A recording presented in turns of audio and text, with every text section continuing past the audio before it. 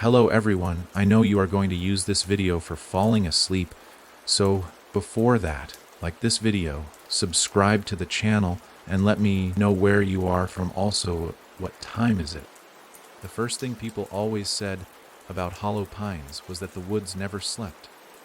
Even on nights when the sky lay still, when the wind forgot to whisper through the branches, when crickets kept their legs tucked tight in silence, the forest groaned.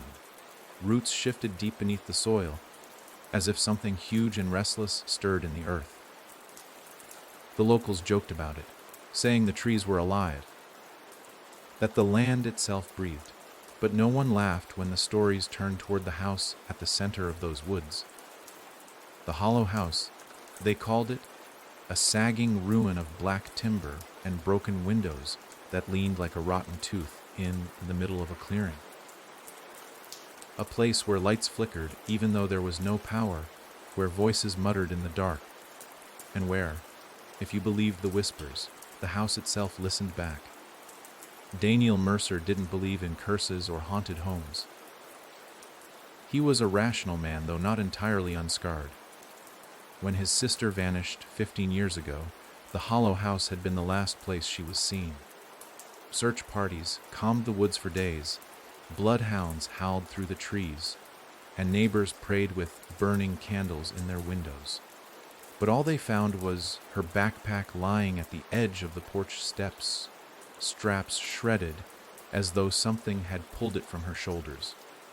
There was no trace of her body, no sign of a struggle, nothing but that bag and a sense of dread that made even the bravest hunters leave the forest alone for years afterward. Daniel was 17 then. Now he was 32, and the ache of not knowing had grown heavier than grief itself. And so, when the letter came, unsigned, with no return address, just a plain envelope slipped beneath his apartment door, Daniel nearly tore it apart in desperation. The message inside was scrawled in jagged, uneven handwriting. If you want to know what happened to your sister, go back to Hollow House. She's waiting. That was all. No explanation. No name. Just that. The moment he read it, his chest tightened as though unseen hands squeezed the breath from him. Rational thought told him it was a cruel trick, that some sick bastard knew his story and wanted to toy with his grief. But another part of him, darker, more vulnerable, felt the words cling like truth. Because in dreams, he still heard his sister's voice calling from the trees, still felt her slipping through his fingers, and sometimes when he woke, he swore he smelled her strawberry shampoo lingering in the air. So he drove. He left the city behind and wound through endless miles of dirt roads until the pines rose high on either side, blotting out the sky. Each mile deeper made his heart hammer faster, but he kept pressing on, headlights cutting through fog that seemed too thick, too heavy, as though it weren't natural at all. By the time he reached the clearing, night had fully fallen. The house squatted in the distance like a carcass. Its roof caved, its wood black with mildew, its broken windows glinting like dead eyes. Daniel sat in the car longer than he meant to, staring, fingers tight on the steering wheel. His phone had lost all signal half an hour back. He was alone, with only that house waiting for him. And still, he stepped out, flashlight in hand. The clearing was unnaturally quiet. No insects, no rustle of leaves. Just the groan of wood as the wind brushed against the house. Daniel's boots crunched over damp leaves as he approached the porch, his breath fogging in the cold air. And that's when he noticed something he hadn't expected. On the bottom step lay a backpack, old, mold-eaten, but he knew it instantly. The faded cartoon patch on the pocket, the frayed strap, it was hers. His sister's backpack. The same one they had found all those years ago. But how could it be here again, in the exact same spot, looking as though it had been waiting for him? Daniel's pulse roared in his ears. He crouched, reaching for it, but the wood beneath his feet creaked loud enough to make him freeze. He glanced toward the doorway. The door hung slightly ajar, though no wind moved it. The darkness beyond yawned open like a throat, and just as his hand touched the backpack, he heard it, a whisper. Faint, but close. Too close, Danny. He jerked back, flashlight beam trembling over the doorway. His chest burned, panic spiking. But something even stronger tugged him forward. That voice, it wasn't just a trick of memory. It was hers. Softer, strange, but hers. He pushed the door open. The smell hit him first, damp rot, mildew, and something else. Metallic, coppery, the scent of blood soaked too long into wood. His light cut across the ruined living room. Wallpaper sagged in strips. Furniture collapsed beneath decades of decay. A broken mirror slumped against the wall. Its surface cracked into spiderweb lines that seemed to twitch when the light moved. Dust hung thick in the air, but not still. No, it shifted, swirling as though something unseen moved through it. Danny, the whisper came again, echoing from the hallway. Daniel's throat dried, his body torn between running and stepping deeper inside. He moved. Each step groaned under his weight, and the flashlight flickered though the batteries were new. He passed a collapsed sofa, a fireplace clogged with ash, and photographs on the wall so decayed that faces blurred into smears. Yet one thing struck him: every picture, though ruined, seemed to hold the same family. A man with hollow eyes, a woman with her face scratched away, and children who never smiled. The hallway stretched ahead, longer than the house should allow. Shadows clung to the ceiling like wet stains. Daniel's light skimmed over peeling doors, each slightly ajar, each whispering faintly as though someone breathed behind them. And then the sound came, footsteps above, slow, deliberate. Each one matched his own, but always one beat later, as though something walked directly over him, mirroring him step for step. His stomach churned. He should leave. Every sane thought begged him to run. But then he saw it, a light at the end of the hall, weak, flickering like a candle flame. And in front of that light stood a figure.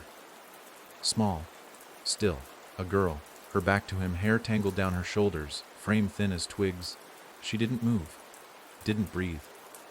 But his heart screamed recognition even before his mind caught up. His sister.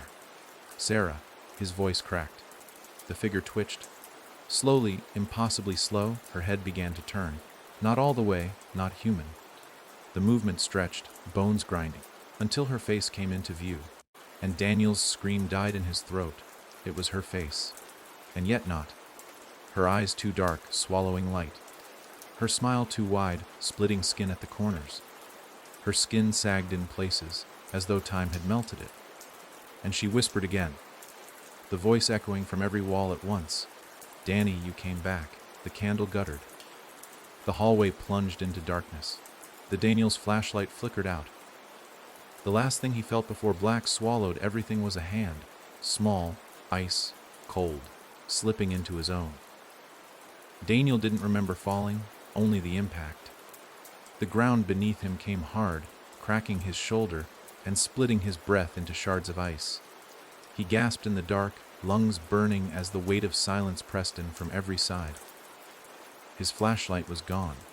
His sister's hand, once cold and small in his own, was no longer there.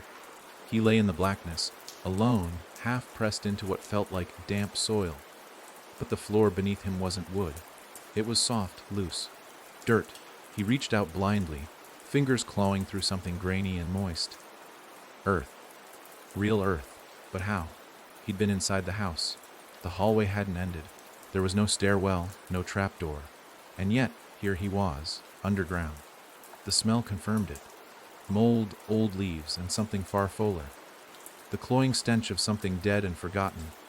He sat up, dizzy, pressing a hand to his head. Blood trickled into his eye from a cut on his temple. As he blinked the sting away, a faint glow pulsed in the darkness ahead, like fireflies trapped behind a wall. Not bright, not comforting, but enough. He crawled toward it, scraping his palms on rock and root, heart pounding louder than any sound around him. Then he heard it, breathing, not his own. It came from ahead, low and strained, as if someone were inhaling with broken lungs. He froze. Every cell in his body screamed for stillness. The breath came again, dragging in through what sounded like teeth, and then a voice. "You shouldn't be here." The words came not from in front of him, but behind. He spun too quickly, slipping in the loose dirt. His back hit a stone wall. In the dim light, he saw her, a woman crouched, eyes wide and staring. She looked feral, clothes tattered and filthy, skin gray with dust and grime. Her hair hung in matted ropes, lips cracked and dry. But she wasn't a ghost, she was real. Breathing, shaking, human. I fell, Daniel stammered, unsure who he was even talking to. "I was in the house, and," her eyes widened further, something like rage or terror shimmering in them. "You went inside. You crossed the hall." He nodded slowly. The woman backed away, deeper into the shadows. "Then it knows you now." "What does?" he demanded. "What is this place?" She didn't answer. She turned and vanished into the dark, her bare feet making no sound. Daniel hesitated only a moment before chasing after her. He needed answers, and she was the only other soul down here who wasn't whispering his name like a curse. The tunnel twisted, carved through roots and old stone. The glow ahead stayed just strong enough to keep her silhouette visible, flickering like candlelight though. There were no flames. After what felt like hours, the tunnel opened into a cavern, and Daniel stumbled to a stop. The woman stood at the edge of a pit, the size of a small room. In its center was a mound of something that churned and twitched, like fabric in water or flesh beneath a blanket. A dozen candles circled it, their flames too still for the airless space. The glow came from them. Daniel stepped forward, and the mound shifted. It wasn't a mound, it was people. Bodies, but not dead, not entirely. Faces contorted in silent screams, eyes rolled back, twitching. Mouths agape as if yelling for help, though no sound escaped. They were buried up to their chins in mud, held in place by tendrils of vine or root that pulsed faintly as though they were alive.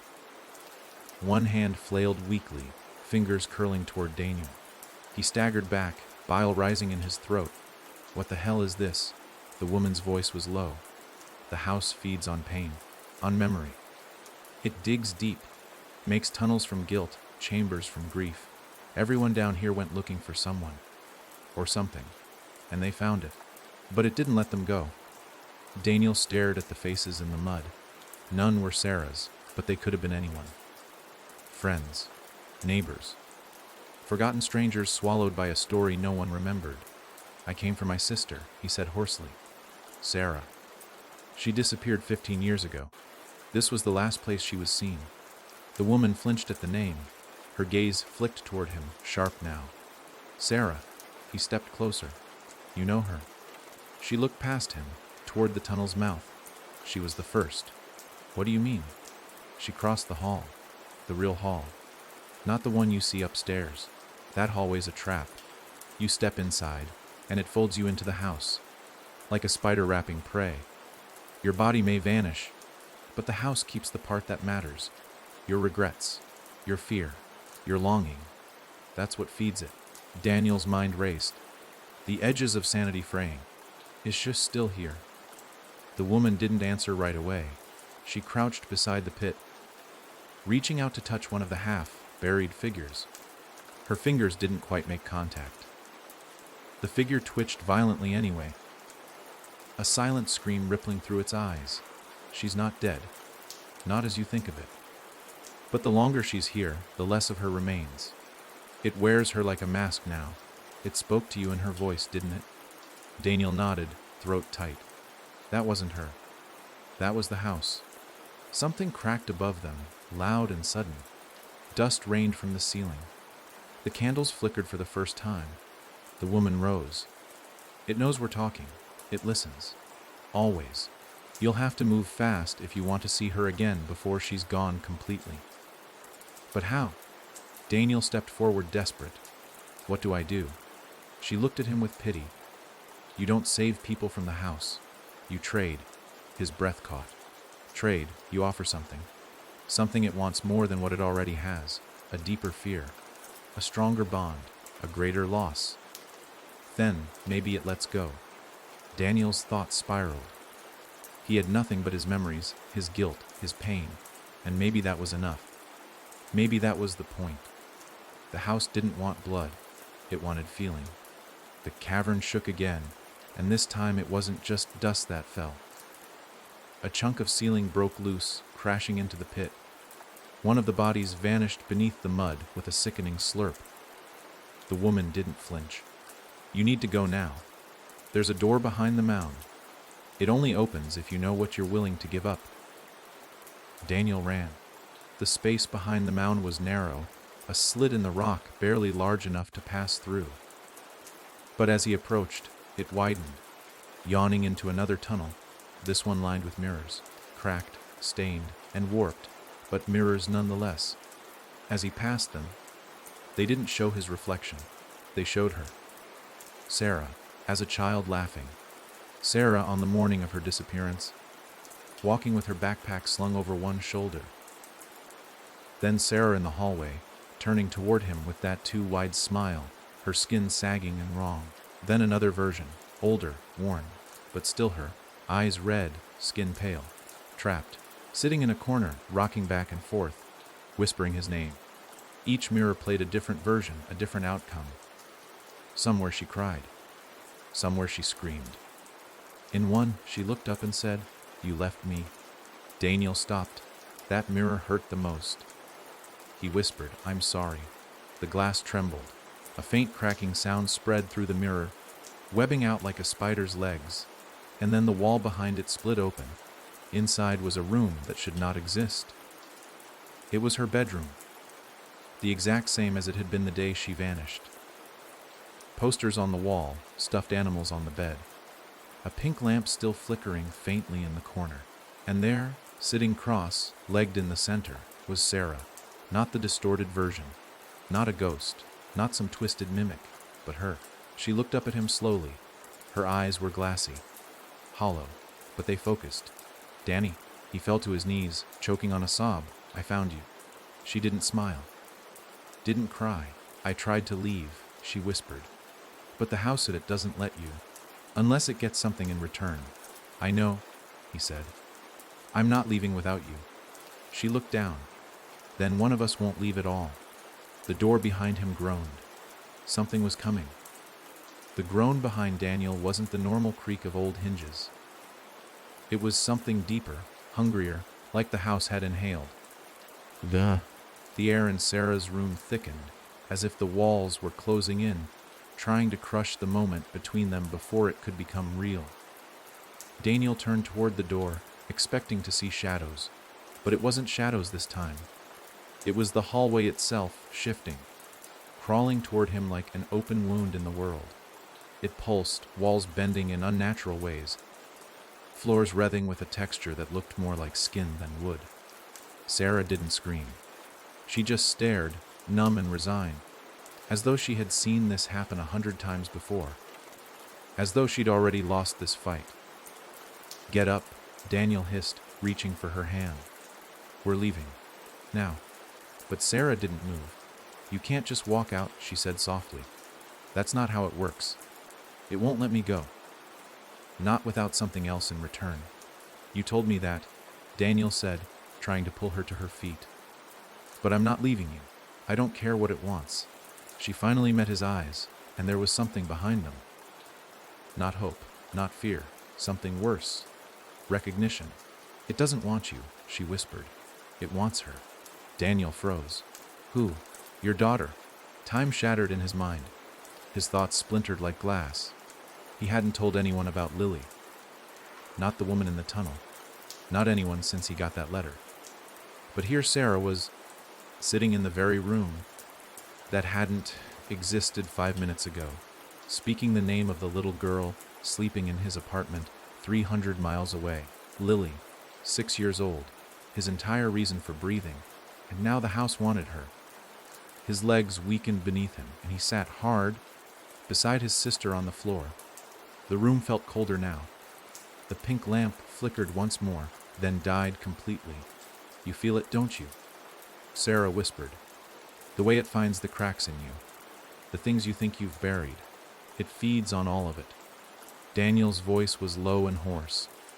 Why her? Because you love her more than anything. And because you brought her here. Not with your hands, with your thoughts, your fear. You opened the door.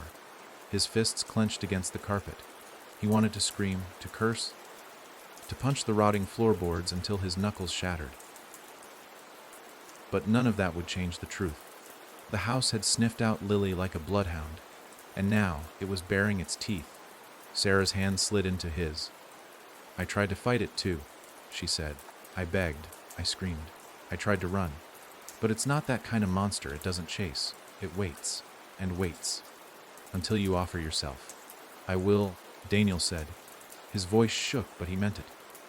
I'll take your place. Sarah smiled, but it wasn't the smile of a rescued sister. It was pity. You'd like that, wouldn't you? She said. To think that's enough. But it doesn't want your life. It wants your despair. It wants your loss. Death means nothing to it. What hurts more is what's left behind. The hallway behind them moaned again. It was closer now. Wet, breathing. Daniel stood shaking. Then I won't give it what it wants. I'll destroy it. Sarah's eyes flicked toward him with something close to amazement. No one's ever said that before.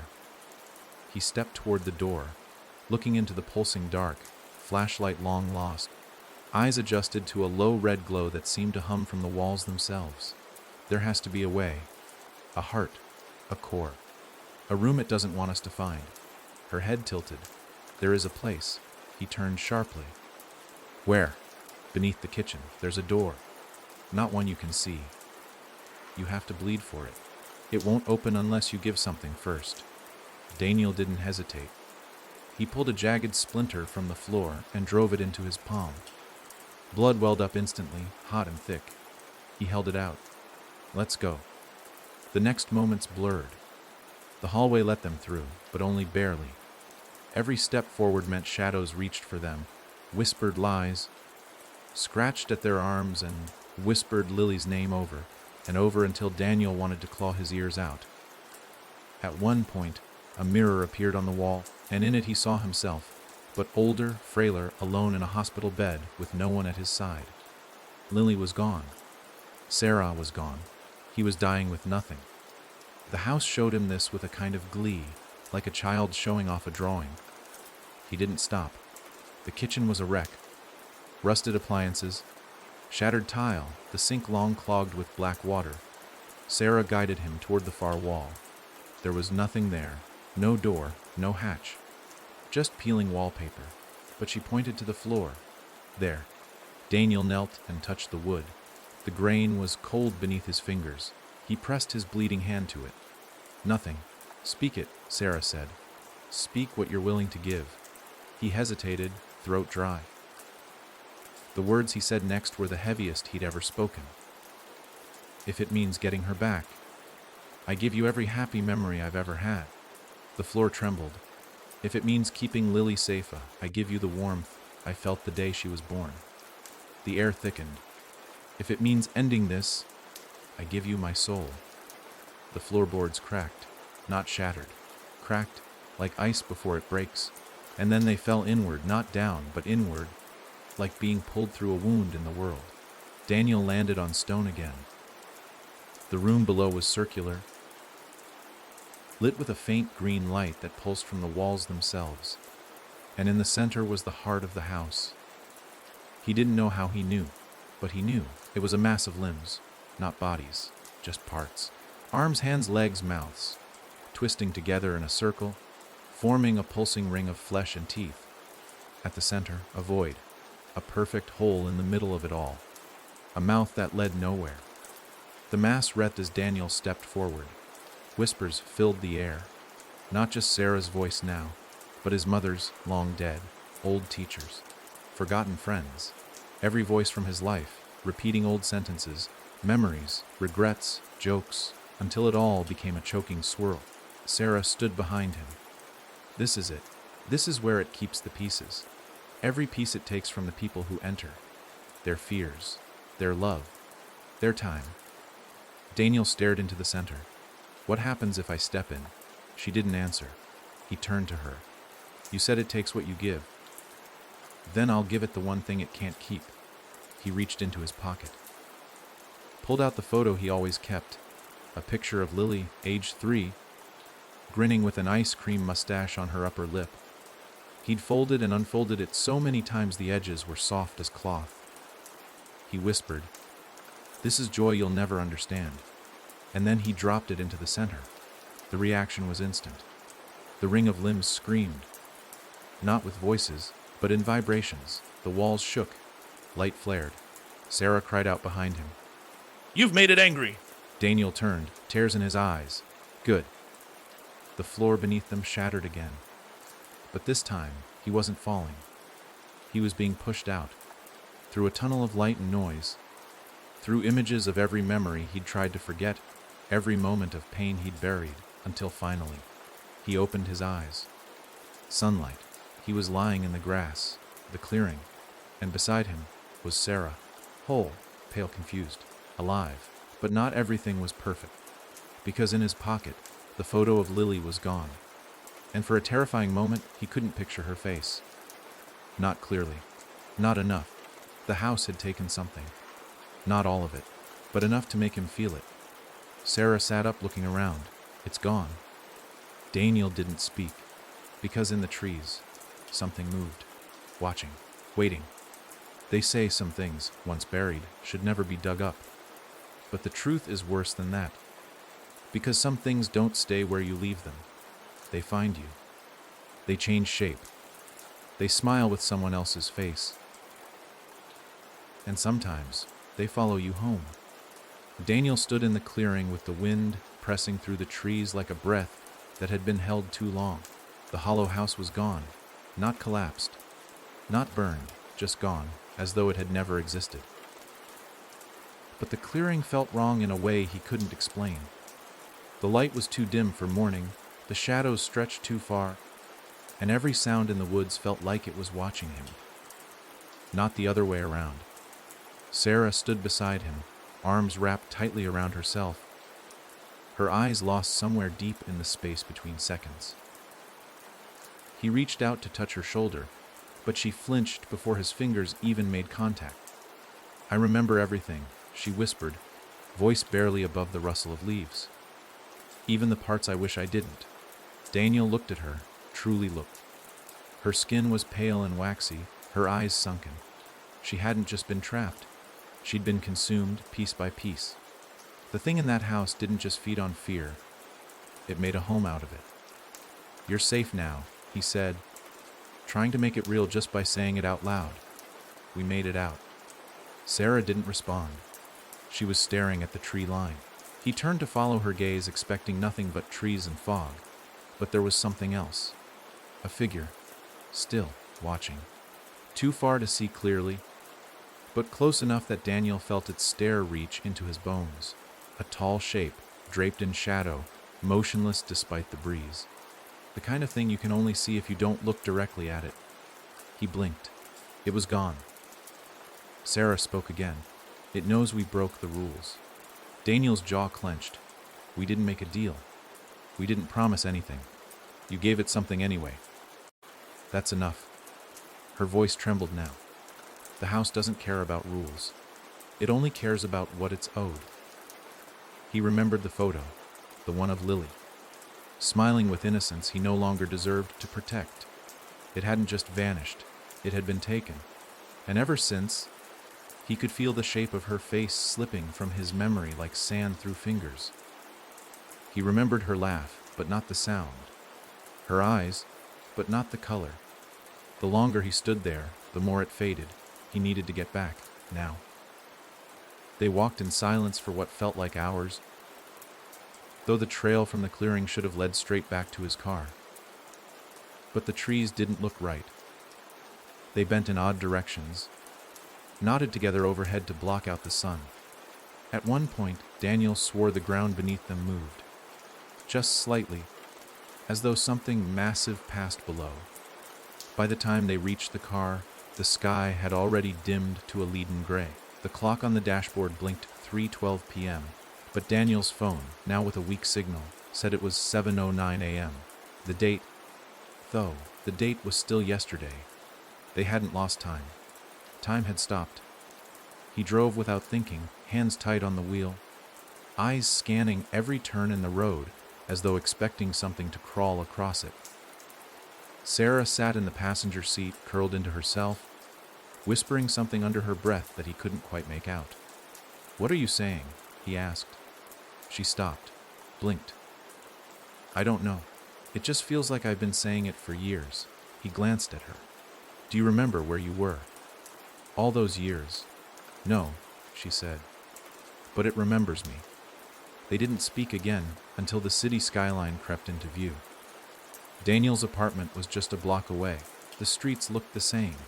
The people, the cars, the noise. It all seemed so normal. It felt wrong. As if he'd stepped out of hell into a movie set built to hide the smell of smoke. He parked and rushed into the building, Sarah following in silence. The moment his key turned in the lock, he heard small footsteps, then the familiar giggle. Lily ran from the hallway with arms open wide. Daddy! Daniel dropped to his knees, catching her, hugging her with a force that startled them both. She laughed at first, but then went still. "You're squeezing too hard," she whispered. He pulled back just enough to look at her face. Something was wrong. She smiled, but it didn't reach her eyes. And her eyes, they were the right color, weren't they? Brown, hazel. For a split second, he couldn't be sure. Behind him, Sarah stood still, staring at Lily with a horrified expression. "What is it?" Daniel asked. But Sarah didn't answer. She stepped closer, slowly like someone approaching a wild animal. And then Lily turned and looked at her. That's when Sarah screamed. It wasn't the scream of a woman startled. It was the scream of recognition, of knowing. Lily tilted her head, still smiling. "Hello, Aunt Sarah." Daniel stood, every nerve in his body pulsing. "Lily, how do you know who that is?" Lily blinked. "You told me." "I never did." A pause. Then Lily smiled wider. Maybe it was the house. The room went cold. Sarah stepped back, nearly stumbling. Daniel stared at his daughter. And for a moment, just a heartbeat, he saw something else behind her eyes. A flicker of darkness.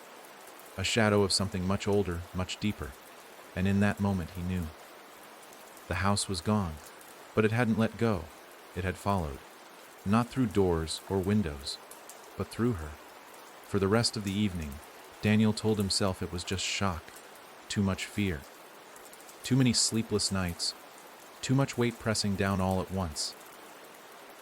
He told himself the look in Lily's eyes wasn't different, that her voice didn't have a second rhythm beneath it, that the smile she gave Sarah wasn't too still, too perfect. But the lie only lasted until nightfall. Lily had gone to bed with no fuss, no bedtime story. Just a quiet goodnight, Daddy, and a kiss on the cheek that left Daniel colder than he'd ever been in the hollow house. Her tiny footsteps padded down the hallway. The bedroom door closed with a soft click, and then silence. Too much silence. Daniel stood in the living room, motionless, as Sarah sat on the couch, hugging herself tightly, rocking back and forth. The overhead light buzzed above them, casting a slow flicker across the ceiling. "She's not your daughter," Sarah whispered at last. Daniel flinched. "Don't say that. She's not. She looks like her, she sounds like her, but she's not." Sarah's voice broke. "The house, it doesn't let go." Daniel turned toward her, eyes wild. "You think it crawled into her?" "What, like some kind of possession?" "No, worse." She looked up at him, and he saw something in her expression he hadn't seen before. Certainty. Not fear, not suspicion. Certainty. "The house copied her," Sarah said.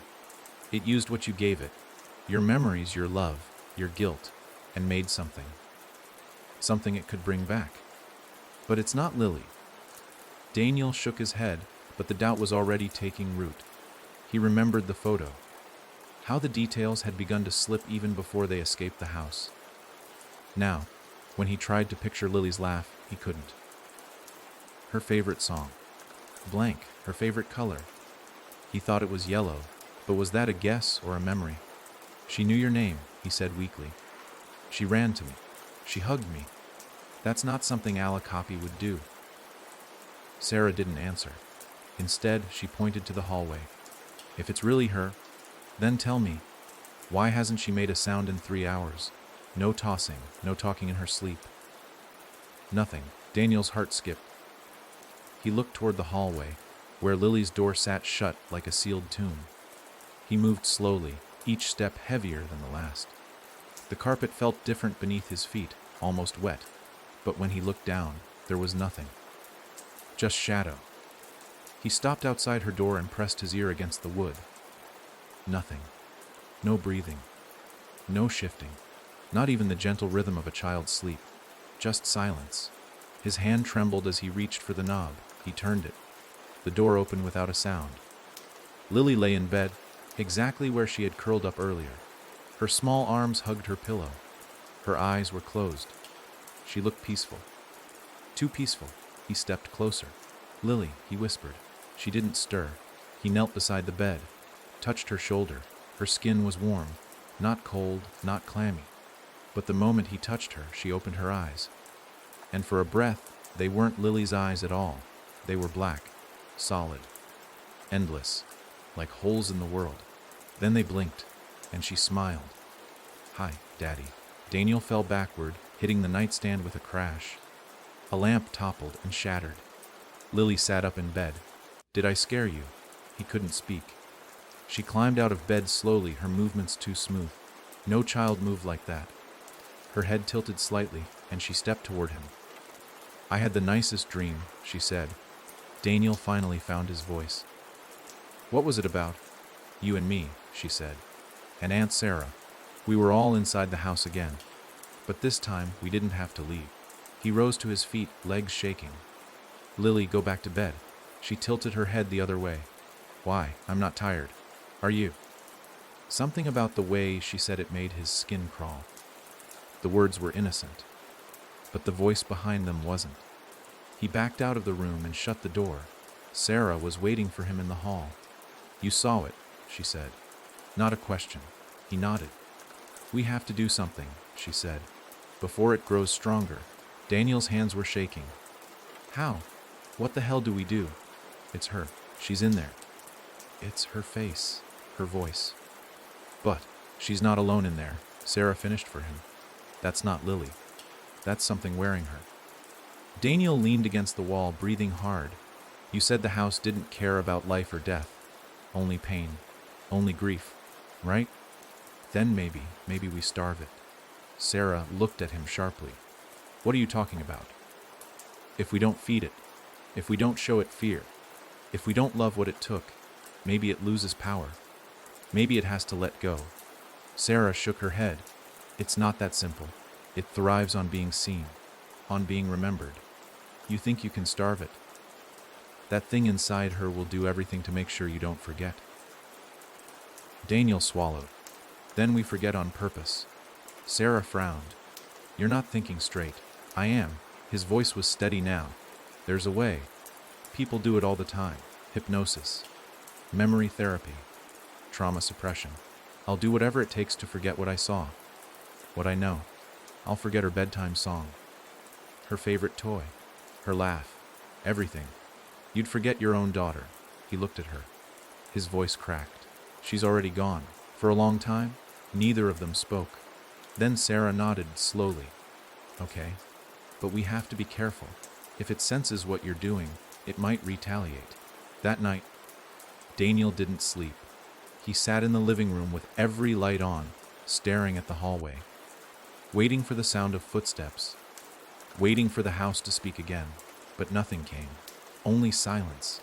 The next morning, Lily acted like everything was normal. She ate her cereal. She watched cartoons. She laughed at the same jokes. But Daniel couldn't meet her eyes. Not anymore. And when she hugged him goodbye before school, he didn't hug her back. Something behind those eyes was watching, waiting. Daniel thought forgetting would be like letting go of a balloon. Quick, clean, floating away into the sky. But forgetting her was more like trying to dig your own heart out with a spoon.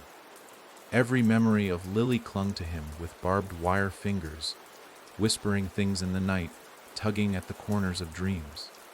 Her voice echoed down hallways when she wasn't there. Her laughter, once warm and innocent, now had an edge to it. A scrape of nails behind it. The therapist he found worked out of a windowless office 2 floors above a pawn shop. Dr. Rains. Pale, sharp-eyed, too quiet. Daniel didn't explain everything. He couldn't. But he said enough. "I need help forgetting someone," he told the man. "Not just forgetting. I need them gone. Like they never existed. Like they never touched me." Dr. Rains didn't blink. He simply nodded and said, "There are methods. Some legal, some experimental." Daniel chose the fastest one: hypnotic regression with emotional detachment. The goal was to scrub the emotional anchor, cut the heart from the memory until it couldn't hold on. The first session took 2 hours. The second, 4. By the fifth, Daniel couldn't remember what her laugh sounded like anymore. He knew it was high, pitched, maybe squeaky, maybe sweet, but the actual sound, gone. He told himself this was good. This was working. But then the dreams started. They weren't about Lily. Not directly.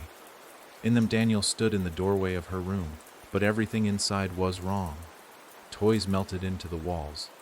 The bed stretched up like a rib cage, curling around a child that wasn't her, but used her face. And always, the thing inside that face turned toward him and said, "Forget me again and I'll take more." He would wake gasping, nails clawing at his own chest. Sarah stayed in the guest room, sleeping in shifts, always watching. She didn't try to stop him, but he could feel her growing unease. "You're not erasing her," she said one morning. "You're feeding it. Don't you see that?" Daniel rubbed the sleep from his eyes, voice hoarse. "No, I'm cutting it off. Starving it. You're giving it attention. Even forgetting takes focus. And the house, it doesn't care what you feel, Daniel. Only that you feel." He didn't respond. He couldn't afford to. By the 7th session, the therapist warned him, "This is dangerous. You're starting to disassociate. You called your mother Lily today, and you couldn't remember her face either. This is not just memory loss. You're unraveling." Daniel nodded and booked another appointment. He couldn't stop. Not until Lily, the thing wearing her, was nothing more than a photograph without a name. But that night, something changed. He found a note on his nightstand. A child's handwriting. Crude, but precise. The words written in red crayon. "I liked you better before." His blood froze. He stormed into Lily's room, half expecting to find her waiting, standing on the bed with that wrong smile. But she wasn't there. The bed was made. Perfectly made. Too perfectly. The drawers were empty. The closet held nothing. Daniel backed out of the room, heart hammering. "Sarah!" He shouted. She appeared seconds later, breathless. "What's wrong?" "She's gone." They searched the apartment, but it didn't take long. She wasn't hiding. She wasn't sleeping. She wasn't there. Daniel collapsed onto the couch, clutching the crayon note in shaking hands. "I did it. I erased too much. I opened the door." Sarah sat beside him, pale as death. "She didn't leave. It didn't leave. This is part of the game. Now it wants you to chase it, to remember." The television turned on by itself. Static hissed across the screen. Then, slowly, an image appeared. A hallway. Long, twisting, lined with doors. Daniel knew it instantly. The house. But not in the house. Under it. And in the middle of that hallway was a child. Her back to the camera. Still. Then she turned. Her face was covered in shadows, but her mouth opened. And out came the voice, "You forgot me. So now I'll make you remember everything." The TV went black. Daniel sat frozen, mouth open, breath gone. Sarah gripped his hand. "We have to go back." "No," Daniel whispered. "That's what it wants." She looked him in the eyes. "It has her now. You can either run from what you made, or you can finish it." He stared at the blank screen. And for the first time, he realized what the house had truly wanted all along. Not Lily, not Sarah, not even pain. It wanted him to know it, to carry it, to bring it with him. And he had. Every memory, every scream, Every dream. It was inside him now. But maybe that meant he could end it from the inside too. The forest was dead when Daniel returned. Not quiet, not still, but dead. No birds, no bugs, not even wind. Just the sound of his own footsteps crunching through a blanket of brittle leaves that had fallen long before their time. Trees leaned in strange directions, like they had been warped around a pressure no one could see. The clearing where the hollow house once stood looked almost unchanged. But now there was no house, no foundation, no burned wood. Just dirt, bare and black as ash, and silence. But he could feel it. Something was still here, the weight, the presence, like walking into a room someone just left. Still warm, still humming with the echo of their breath. Only this wasn't someone. This was something. Something that hadn't left at all. Sarah stood beside him, her face pale but set like stone. She hadn't said a word during the drive. Neither of them had. Words didn't matter anymore. The time for pleading and rationalizing was over. The sky above the clearing was overcast, but not in the usual way. It felt lower, like the clouds were pressing downward, trying to crush the world flat. Sarah stepped to the center of the dirt and dropped to her knees, brushing her hands over the ground as if she were feeling for a heartbeat. Daniel stood just behind her, his eyes scanning the invisible lines in the air, like he was looking for cracks in reality. "You said you saw her," Sarah finally spoke. "On the television." He nodded once. "It's using her now. Not just wearing her, it's showing me her from its own view. Like it wants me to see her suffering." "She's not just bait anymore," Sarah said. "It's keeping her in the inside place." Daniel turned toward her. "What's the inside place?" She didn't look up. Her fingers were digging now, clawing at the dirt. "I was there. Not for long. Just once. The first week after I disappeared. That's where it showed me everything. All the others. Everyone who came before me. Everyone who tried to fight it. They all ended up in the same place. A place underneath the underneath, where it keeps what it can't use." Daniel crouched beside her. "Can we get there?" Sarah looked him in the eyes. "Not from here. Not with your body." "What does that mean?" She took a breath that trembled all the way through her. "It means you have to let go of it. Your body, your breath. Just long enough to pass through." Daniel stared at her. The words hit him like ice water. "You're talking about dying." "No," she said. "Just enough to trick it. You have to step into its world naked. No flesh, no heartbeat, just you. Just thought. Just memory." He shook his head. "How do you come back from that?" Her eyes filled with tears. "You don't. Not unless someone pulls you back." The air around them shifted then. The light dimmed. The shadows stretched. It was here. Not just watching, waiting, welcoming. Sarah stood. "We don't have long. If you're doing this, we do it now. If you hesitate, it'll close the path." And Lily Daniel swallowed hard. "What do I do?" She reached into her bag and pulled out an old vial. Glass, thick, cloudy. Inside was a black liquid that didn't reflect light. It pulsed slowly, like a heartbeat. "I stole this from the house the day I escaped," she said. "It was in the room beneath the pit, where the walls breathe." Daniel stared at it. "What is it?"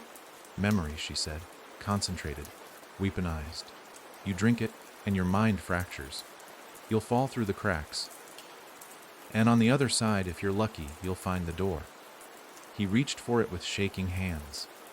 Sarah held it back. "If you go in there with guilt, it will eat you. If you go in with fear, it will wear you. You have to go in with one thing only." "What?" "Love." Daniel blinked. "I'm trying to forget her. That's been the whole point." Sarah's voice broke. Then it already won. He looked down at the vial, then up at the empty clearing, and finally he closed his eyes and remembered. Not the house, not the fear, but Lily. Holding his finger with her tiny hand the day she was born. Telling him he looked like a turtle when he forgot to shave. The time she painted the dog's fur because she said he looked sad and gray. And for the first time in days, weeks maybe, he smiled. He opened the vial and drank. The world didn't shatter, it peeled. Layer by layer, like wallpaper curling off a damp wall. The sky melted. The trees folded. The clearing sucked inward. His skin rippled and burst into ash. His bones screamed into silence. And his mind slipped. He was in the hallway again. But it was different. Longer. Endless. The walls were made of mouths now, whispering every secret he'd never told. The floor squelched beneath his feet. Light pulsed from nowhere. And at the end of the corridor stood a door. It wasn't locked. It didn't creak. It opened for him. Inside was the inside place. A void. A chasm. A world without shape, without time, without end. Floating bodies. Faces without names. Names without faces. Screams that circled like vultures. And in the center, Lily. Her feet didn't touch the ground. Her hair floated like smoke. Her eyes were wide and blank. He ran to her, or tried to. There was no floor, no air, only will, and his will was strong. It had to be. He reached her, grabbed her, pulled her into his arms, and she whispered, "I don't know who I am anymore." Daniel held her tighter. "You're my daughter, and I'm taking you home." But the house wasn't done. From the darkness came the shape. Not a creature, not a ghost. A feeling given flesh. It was him. A version of Daniel without eyes. With a mouth stitched closed. With hands that bled ink, it raised one arm, and the void shook. "You brought her here," it said. "You gave her to me. You forgot her. You fed me." Daniel stepped between it and Lily. "Then take me instead." The shape paused, then it smiled. "I already did," and it lunged. The shape hit him like a scream wrapped in flesh. There was no sound, but Daniel felt the force of it. The weight of guilt made manifest. Every regret he'd ever swallowed rising in his throat as the thing that wore his face tried to rip him apart from the inside out. He couldn't tell where the pain began. It didn't come from wounds or broken bones. It came from the places inside him he thought were sealed shut. Memories buried, feelings denied. The shape dragged them out, held them up, and used them. It showed him 1,000 versions of himself, all the failures, all the days he walked past Lily's door too tired to say goodnight, all the moments he could have saved Sarah but didn't, every lie he told himself about being a good father, a good brother. "You let her go," the shape said, its stitched mouth not moving, but the words vibrating through Daniel's skull. "You opened the door, and now you want to close it. That's not how this ends." Daniel dropped to one knee, not out of weakness but to shield Lily. She trembled behind him, barely conscious, her lips moving in silent confusion. "Daddy," she whispered. "Where am I?" He didn't have an answer. The void stretched in every direction, timeless, shapeless. The inside place was never meant to be escaped. That was the trick. The trap wasn't physical.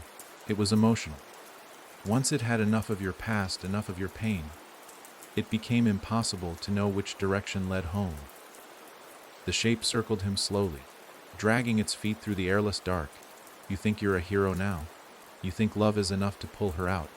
Daniel stood, slowly, painfully. His body, what remained of it, trembled as if it were made of string and shadow. "No," he said. "I don't think it's enough."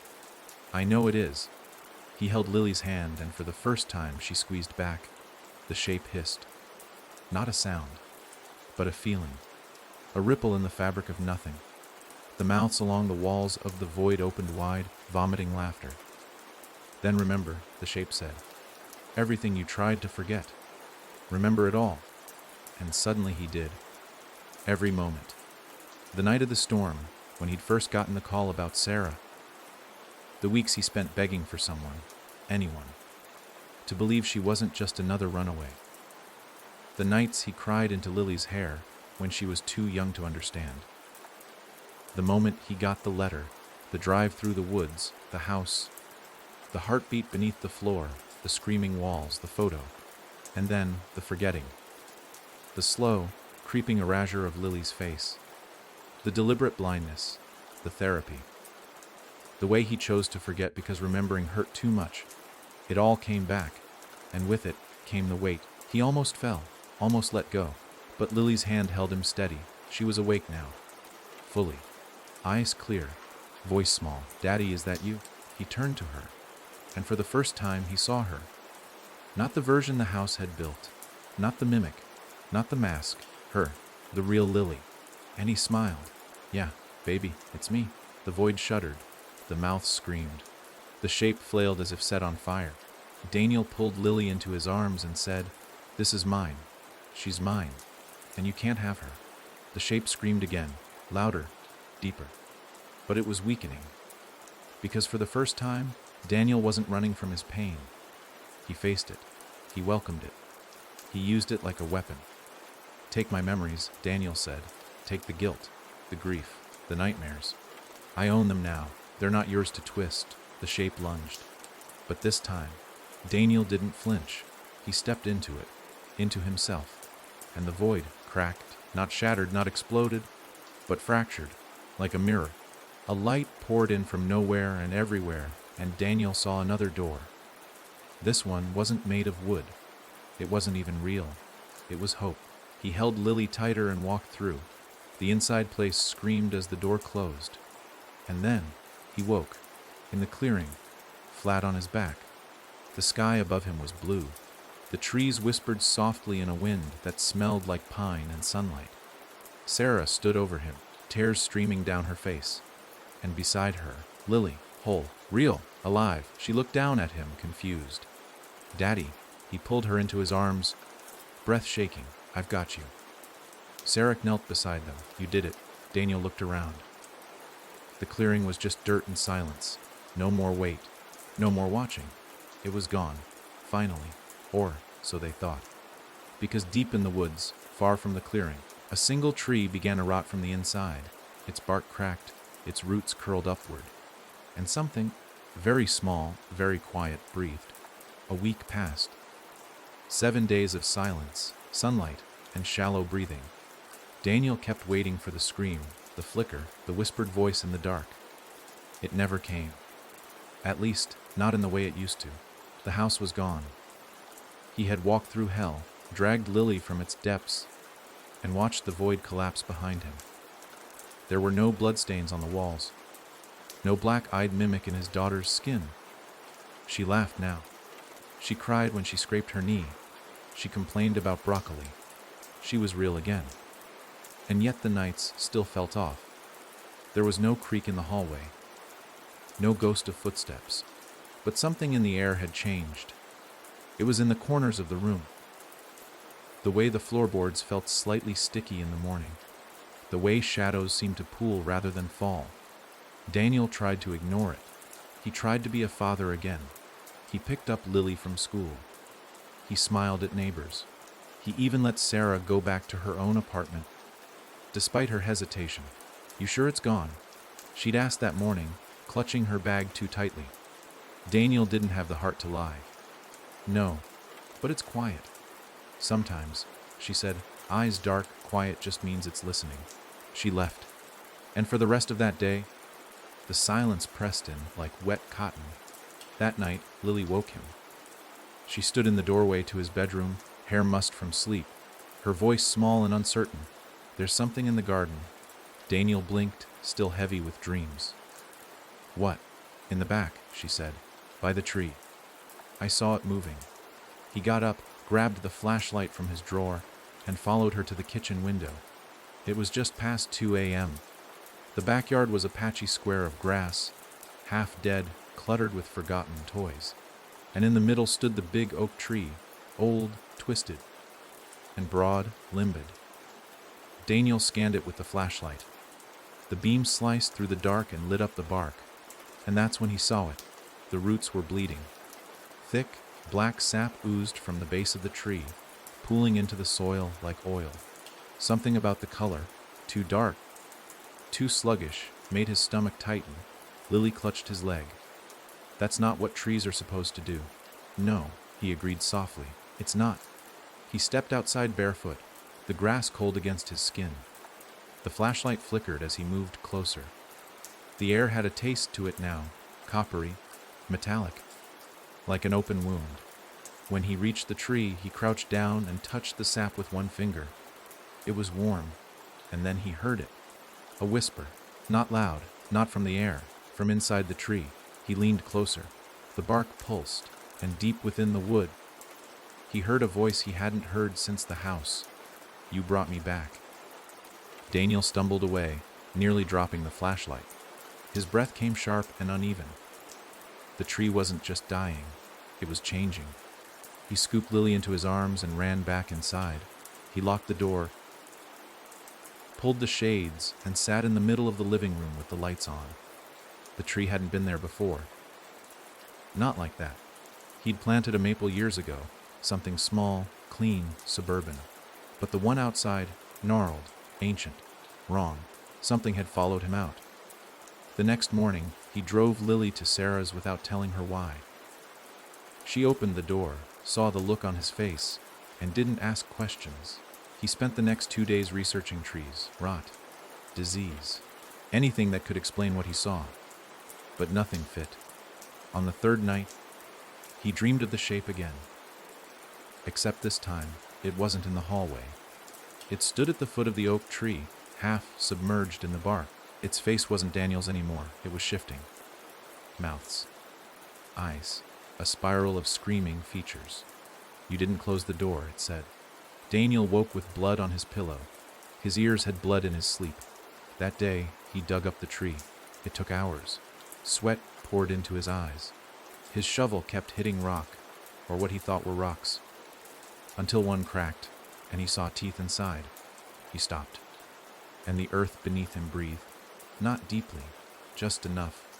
A slow, steady inhale, like something below was waking up. Daniel dropped the shovel. The roots twitched. He didn't wait. He packed what he could, picked up Lily, and left town. But the farther he drove, the more he noticed it. Not the tree, the air. Every place he stopped, rest stops, gas stations, motels, something was off. Lights flickering. Clocks spinning too fast. People with eyes just a little too wide. He realized the truth 100 miles down the interstate. He hadn't brought the house back. The house had brought him. He was the door now, and every step he took, it spread. By the time Daniel reached the edge of the next town, something had changed in the air around him. It wasn't just the heaviness, the silence, or the subtle wrongness of the world anymore. It was the way people started looking at him. A second too long. A glance that lingered, as if searching for something they couldn't quite place. He checked his reflection in the rearview mirror, half expecting to see someone else's face staring back. But no, it was still his face, still his eyes, still the same scars and stubble and tired, broken man. But somehow it wasn't. Lily was quiet in the back seat, hugging her stuffed rabbit clothes. She hadn't spoken much since they left Sarah's, and now her eyes barely blinked. She stared out the window like she was watching something none of them could see. Daniel reached a small motel just before sunset. Far from any major city, a single level row of doors and faded signs. The kind of place where people went to disappear. The man at the front desk didn't say a word.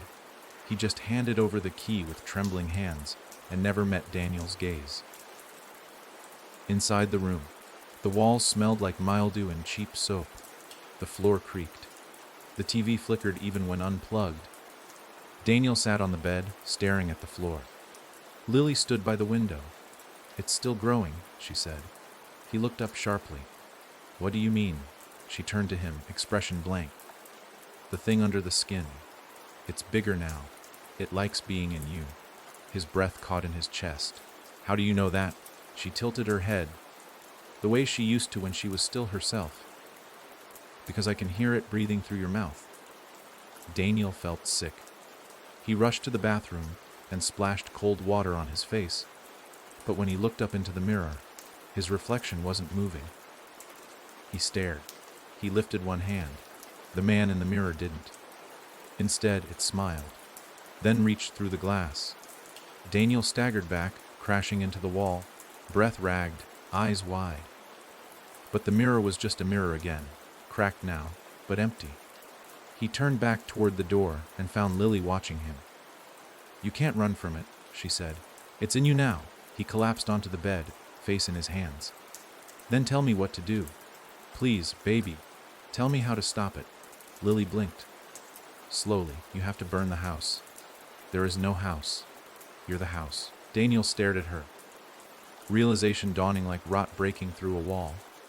She was right. It had rooted itself in him. The shape, the memory, the echo of what the hollow house had been. It lived in his spine now, curled like a serpent. And every time he slept, every time he forgot, it used him to spread. The flickering lights, the off-kilter clocks, the mouths in the trees, it was all him. He stood, heart racing. Then I'll burn it out. Lily didn't move. If you die, it doesn't. It just looks for another door. Someone else to wear. Daniel froze. He saw it then. Sarah, asleep in her apartment. The people at the motel. The gas station clerk. Anyone who had looked at him. Anyone who had seen him. Anyone who might start dreaming of a house in the woods. The realization crushed him. It wasn't about escape anymore. It was about containment. He had to trap it, not destroy it. Daniel walked to the nightstand and pulled the drawer open. Inside was a pen and a pad of cheap motel paper. He began to write. He wrote about the house, the hallway, the inside place, the shape, the way it mimics, the way it follows. And then he wrote one line, over and over again, "If you find this, do not look for it." By midnight, Lily was asleep. Daniel stood outside, watching the sky. And then, without ceremony, he turned and walked into the woods behind the motel. He didn't bring a flashlight. He didn't look back. He walked until the trees swallowed him, until the darkness wrapped around him like a coat, until he felt the breath of the thing inside him begin to move faster, like a heart sensing blood. He walked until he reached a clearing that hadn't been there before. And there, standing in the center, was the door. Wooden, black, freestanding. He opened it and walked in. Back in the motel, Lily woke with a start. She looked around, confused. Daddy. But the room was empty.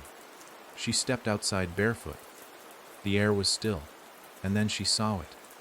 The grass where Daniel had walked was turning black. But the blackness wasn't spreading. It had stopped. And overhead, for the first time in days, the stars were visible. Daniel had expected darkness. That was the first lie the hollow house whispered when it opened its mouth again. Not the house as it was, not walls and halls and rotting wood, but the house as it had become. A living thing without shape, a place that no longer needed to exist on maps or memories. It had grown out of metaphor, and now it fed on more than fear. It fed on belief. And Daniel, in walking through that freestanding door beneath the trees, had become both believer and offering. But it wasn't dark. It was light. Too much of it. A hallway stretched before him, sterile and white, pulsing with the hum of unseen machinery. The walls were smooth, too smooth, like they had never been touched by time or fingers. The air was warm, almost womb-like, and everything inside him twisted in recognition. This wasn't his hell. This was its home. Somewhere far behind him, so far it might have been another life, Lily was safe. That had to be enough. He had come here to contain the thing inside him, to walk back into the belly of the beast and seal the door from the inside. He had no weapon, no matchstick, no plan, just the crushing truth that his body had become the next house, and the only way to kill the echo was to become its echo without letting it speak. He walked. The hallway stretched on, smooth and endless. There were no doors, no corners, no flickering lights, but every step he took made the air thicker. It began as a hum, then a whisper, then a chorus. The voices didn't shout. They remembered. They spoke in the voice of Sarah when she was trapped in the dark. They spoke in the whimpering silence of Lily as she floated in the inside place. They spoke in the sounds Daniel had tried so hard to forget. The moment the photo vanished from his pocket. The split second when Lily's face became a mask. The throb of the roots beneath the tree. All of it came back, but he didn't run. He embraced it. And that's when the hallway changed. The walls began to melt. Not with fire, There was no heat, but with memory. Wallpaper bubbled up where there had been none. Wood panels cracked through the sterile walls. A door appeared, crooked and rotting. The hallway was shifting into something more familiar. Daniel stepped through the door without hesitation. Inside, the room was his own living room. Same couch, same scuff marks on the wall where Lily had crashed her tricycle. Same blanket, folded just the way Sarah used to when she stayed over. And on the couch sat him. Daniel, not the shape, not a mimic. Him, hair disheveled, bags under the eyes, skin pale, veins bulging. The other Daniel looked up and grinned. Took you long enough. Daniel didn't flinch. What are you? You. The part you couldn't kill. Daniel crossed the room slowly. The part I came here to bury. Other Daniel's grin widened. You think burying works. You think sealing yourself in here will make a difference. You left your scent behind, your memories, your daughter. You think she's not dreaming about the house right now. Daniel's voice was low, steady. She's free. Until she's not. Until the wrong shadow walks across her wall. Until the floor creaks too loud. Until she remembers the sound of a door opening that no one closed. Daniel clenched his fists. You're not her. You're not me. You're the infection. The echo. The residue. Other Daniel stood. Then why do I look like you? Why do I remember what you remember? He stepped forward, eyes wild, voice rising.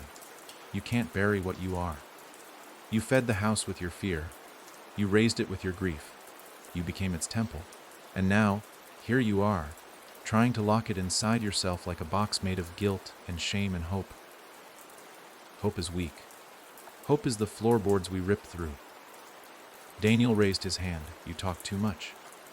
And with the other, he pulled a shard of mirror from his back pocket. The one he'd carried ever since the motel bathroom, ever since the reflection first moved without him. Other Daniel froze. No, he hissed. You can't. I can, Daniel said.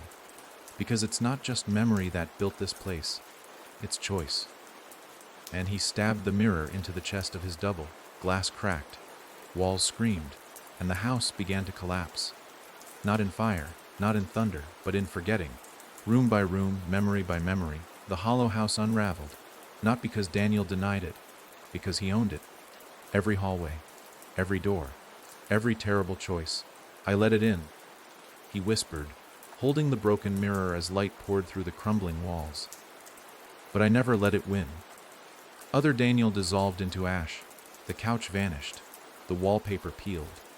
And Daniel, real Daniel, stood alone in the middle of a clearing that never was. A void without shadow, a silence without scream. The hollow house was gone, not buried, not burned, extinguished. Because it had nothing left to feed on, nothing left to echo, just Daniel. Breathing, alone. Back in Sarah's apartment, Lily stirred. She blinked, looked out the window. The stars were bright. And for the first time since she was pulled from the inside place, she didn't hear the house in her head. Not even a whisper. Sarah hadn't slept well in years, not since the night she vanished into the woods. Even after Daniel pulled her back, whatever back meant, sleep came in broken fragments. Short bursts of half-dreams, the kind where you wake unsure if you're in your bed or still trapped in some endless hallway. She'd gotten used to it, used to the dark rings under her eyes, used to staring at ceilings until morning. But this night felt different. At first, it was quiet, a rare kind of quiet. She lay on her couch, blanket pulled to her chin, trying to savor it.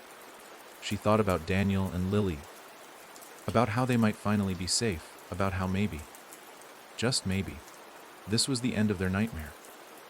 But then she heard it, not the whispering of voices, not the creak of floorboards, a knock, 3 sharp raps on her door. She sat up, heart skipping. No one visited her this late. She waited, hoping it was just her tired brain replaying old sounds, but then it came again. Knock, knock, knock. She forced herself to stand. Her legs trembled as she padded toward the door. Who is it? She called, her voice barely steady. No answer. She put her hand on the knob. The air felt heavy against her skin, like static before a storm. She turned the lock and opened the door an inch. The hallway outside was empty, but lying on the floor, directly in front of her doorframe, was a piece of paper. She bent down slowly, picked it up, and shut the door with shaking hands. The paper was motel stationery, cheap, yellowed at the edges. On it, in Daniel's handwriting, were 5 words: "If you find this, run." Sarah's stomach turned cold. She sank onto the couch, staring at the words as though they might burn her fingers. Daniel had left. She knew that much. He had walked into the woods, into the door, into the thing itself. She hadn't expected him back. Not really. But this was proof. He was still out there, still fighting, still writing. Or maybe it wasn't him at all. Maybe it was the house. She stood, pacing, mind racing. She had 2 choices: ignore it, burn the note, pretend safety was possible, or follow the trail. The silence of the room pressed down on her like a warning. She decided. She grabbed her coat and left. The motel wasn't far, 2 towns over, along a highway that always smelled of rain. Sarah drove with white knuckles, headlights cutting through the dark. The world outside seemed strangely hollow. No cars passed her. No lights burned in houses she knew should have been occupied. It was as if she were the last person awake. When she reached the motel, but looked abandoned. The sign buzzed, but no letters glowed. Windows were dark. She parked, heart hammering, and walked to the office. The door was unlocked. Inside, the register was open, pages blank. The pen still warm. And on the counter, another note. This one read, "It's inside me. Don't trust the face." Her knees weakened. She gripped the counter, breath shallow. Daniel. Still alive. Still writing. Still trapped. She left the office and moved toward the rooms. Each door was closed, numbers half faded. She stopped at one that felt wrong. Not because of sound or smell, but because she knew. Room 6. The knob was cold against her hand. She opened it. Inside, the room looked normal. A bed. A chair. A lamp. But the walls were wrong. They seemed too thick, as if they weren't holding the room in, but holding something out. And on the bed sat Daniel, or what looked like him. He smiled when he saw her. Too quickly, too smoothly. "Sarah," he said, relief flooding his voice. "You came." She froze. Every instinct screamed at her. The note in the office burned in her mind. "Don't trust the face." She swallowed hard. "Where's Lily?" "With me," he said. His tone was casual, too casual, like someone playing a role. "She's safe now. You don't need to worry anymore." Sarah took a step back. "She wasn't with you. She was with me. I left her with me." Daniel's smile twitched, just barely, and that was enough. She bolted for the door. Behind her, his voice changed. Lower, fuller. "You can't run forever, Sarah. Doors are everywhere." She didn't stop. She sprinted back to her car, jumped in, locked the doors, and peeled out of the parking lot. But in the rearview mirror, she saw something she would never forget. The motel wasn't gone. It was growing. Walls bending, windows melting, wood splintering upward like teeth, becoming the house, becoming the house. The hollow house was rebuilding itself, not from the forest, not from memory, from Daniel. Sarah drove until dawn. The motel shrinking behind her in the rearview, like a bad dream that clung to her skin. But even after the road unspooled for miles, even after the first slant of sunlight, blood across the horizon, she couldn't shake the feeling that she hadn't really left. The hollow house no longer cared about roads or distances. It was blooming now, like rot spreading beneath wallpaper, like mold seeping through walls you thought were solid. At a gas station on the edge of a nameless town, Sarah stopped to catch her breath. The place looked normal. Cars filling up, a man in overalls smoking by the ice machine, kids whining in the back of a minivan. For a moment, she almost convinced herself the night had been a hallucination. That Daniel's note, his face, the motel growing teeth, none of it was real. Then she stepped inside the convenience store. The hum of the coolers was too steady. The buzz of the lights was too soft. The man behind the counter smiled at her, and his smile didn't move his eyes. Sarah froze. It wasn't the man. It was the room. The shelves were lined with the same 3 items repeated over and over. Chips, soda, jerky. Each bag of chips had the same expiration date, down to the second, the same bent corner, the same speck of dust. This wasn't a store, it was a set. The hollow house was blooming here, too, bending reality until it resembled itself. Sarah backed toward the door, heart slamming against her ribs. The man behind the counter tilted his head, smile widening, teeth too white. "You're in it already," he said. She ran. On the road again, she dialed every number she knew, friends, colleagues, old neighbors. Most went straight to voicemail. The few that rang picked up with static, then silence, then the faint sound of breathing. She threw the phone onto the passenger seat, hands shaking. There was no one left to call. But there was one thing left to do. She drove to the library. Not in her town, she couldn't risk that, but in a city big enough to bury herself in. The library was old, musty, built of stone that had seen 100 winters. She parked 3 blocks away, walked fast, and pushed through the double doors.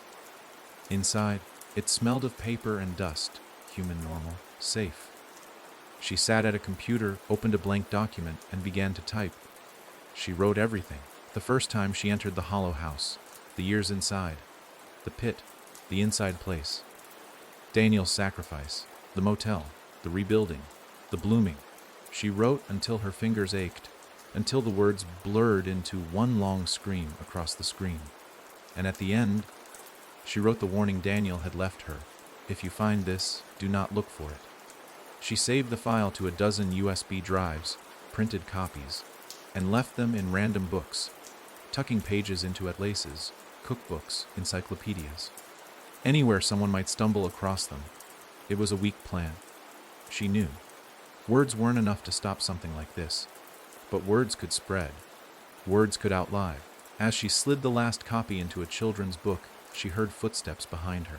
Soft, bare. She turned slowly. A little girl stood at the end of the aisle, hair tangled, pajamas dirty, feet black with soot. Not Lily, but close enough. The girl smiled, lips splitting at the corners. "It's not in the woods anymore," she said. "It's in the world." Sarah dropped the book. The girl vanished. And all at once, every light in the library flickered. The shelves groaned. The floor swelled. And the smell of rot, the smell of the hollow house, filled the air. Sarah ran outside, lungs burning, head spinning. The stone library behind her didn't collapse. It didn't burn. It shifted. Its windows darkened into hollow eyes. Its doors sagged into a crooked grin. The hollow house was blooming faster now, taking shape inside everything it touched. Motels, stores, libraries, people. It wasn't one house anymore. It was everywhere. And Sarah realized the truth Daniel had given his life, for the hollow house didn't need a location. It only needed a witness, and she had just given it more. Sarah barely remembered the drive back. Her knuckles ached from clenching the wheel. Her chest stung from every ragged breath, and her head throbbed with the echo of those words. It's not in the woods anymore, it's in the world. No matter how fast she drove, how many miles she put behind her, she could still smell it, the sour, sweet rot of the hollow house blooming inside stone and glass. She had one thought, one obsession cutting through the fog of terror. Lily. When she reached her apartment, the air was wrong.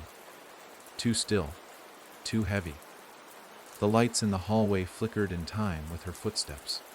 She fumbled her key, shoved the door open, and froze. The living room was filled with drawings. Crayon sketches taped to the walls, spread across the floor, stacked on the coffee table. Dozens, maybe hundreds. Every sheet of paper carried the same image: a door. Black rectangle, crooked frame, sometimes alone, sometimes with stick figures standing before it. Her stomach dropped. "Lily," she called. A giggle answered her. From the bedroom, she followed it, heart hammering. The door to the room was cracked. She pushed it open slowly. Lily sat cross-legged on the bed, a pile of crayons around her, more drawings spread in her lap. Her eyes were heavy, half shut, as if she'd been awake too long. Yet her hand moved quickly, scratching another crooked door onto the page. "Sweetheart," Sarah whispered, "what are you drawing?" Lily didn't look up. "The places I see when I sleep." Sarah stepped inside, trying to keep her voice calm. "And what do you see, baby?" "The house," Lily said, her voice dreamy. "It comes back every night. But not the same house. New ones. A school, a store, a tree. The house fits inside them, like a costume." Sarah's chest tightened. "Does it talk to you?" Lily finally looked up. Her eyes weren't black, weren't hollow, but they were tired. Too tired for a child her age. "It doesn't have to talk. I know what it wants." Sarah knelt beside the bed, hands shaking. "What does it want, Lily?" The little girl smiled faintly. "It wants me to open the door." Sarah grabbed her shoulders. "Listen to me. Don't. You can't open it, no matter what it says. Do you understand?" Lily tilted her head. "I already did." Sarah's blood went cold. The bedroom light flickered. The drawings on the walls rustled as though a breeze moved through the room, though the window was shut tight. The door Lily had just drawn on her paper began to shift. Its lines wavered, thickened, darkened until the crayon mark was no longer wax but wood. Sarah ripped the page from her hands. "No!" The paper burned in her fingers, curling to ash. Lily blinked, as if waking from a trance. "Aunt Sarah." Sarah pulled her into a tight hug. "It's okay, baby. I've got you." But over Lily's shoulder, she saw the rest of the drawings. Dozens of doors. Some already darkening, some already breathing. And she realized with a sick twist in her gut that it wasn't Daniel the hollow house had chosen as its seed. It was Lily. That night, Sarah didn't sleep. She tore down every drawing, shredded them, burned them in the sink until smoke filled the apartment. Lily whimpered in her bed, tossing and turning, whispering in her dreams. Each time she said the word door, the walls of the apartment moaned. By dawn, Sarah knew she couldn't stay here. The hollow house didn't need her to step inside anymore. It needed Lily. And Lily, dreaming, was already half inside every night. She packed a bag, lifted the girl into her arms, and left the apartment behind. She didn't know where she was going, only that she had to stay ahead of the doors. But as she buckled Lily into the passenger seat and started the car, she saw something in the rearview mirror that froze her blood. Her own reflection smiled at her and whispered, "You're already in." The highway stretched endless before Sarah, but no matter how fast she drove, she couldn't shake the weight pressing down on her chest. Lily slept fitfully in the passenger seat, mumbling in her dreams, tiny fingers twitching against her blanket. Each time she whispered door, the dashboard lights dimmed for a second, then returned as if nothing had happened. Sarah gripped the wheel tighter, pushing the car faster, heart racing with the sick knowledge that she wasn't outrunning anything. The first door appeared at the rest stop. Sarah pulled off to get gas, desperate to splash cold water on her face to steady herself. She left Lily asleep in the car, cracked the window, locked the doors, and hurried inside the building. Fluorescent lights hummed overhead, coffee burned bitter in the air, and the clerk behind the counter didn't look up from his magazine. For a moment, she felt almost safe. Almost. Then she saw it. In the back corner, between the vending machines and the restroom, a black door stood upright, freestanding, unconnected to any wall. Its wood was warped and wet, as if it had just been dragged from the bottom of a lake. No hinges, no handle. Just there. Sarah's knees went weak. She blinked once, twice. The door remained. She backed away slowly, clutching her chest. "No," she whispered. "Not here. Not now." The clerk finally looked up, his eyes glassy. "Smile too wide. You don't have to knock. It's already open." Sarah bolted, sprinting for the car. She yanked the door open, slid behind the wheel, and slammed the lock down. Lily stirred, rubbing her eyes. "Aunt Sarah," she mumbled. Sarah shoved the car into drive. "Stay awake, baby. Don't dream." But Lily only sighed and closed her eyes again. The second door appeared an hour later. This time, it was in the middle of the road. Sarah swerved, tires screeching, the car fishtailing dangerously close to the guardrail. She managed to pull over, breath coming in sharp bursts. Ahead of her, standing on the yellow lines, was another black door. Taller this time, wider. She didn't move, didn't breathe. The door opened by itself. From inside came a rush of warm air, carrying with it the smell of mildew and dust. And faintly, so faintly she almost doubted her ears, came Lily's giggle. But Lily was asleep right beside her. Sarah hit the gas. The car lurched forward.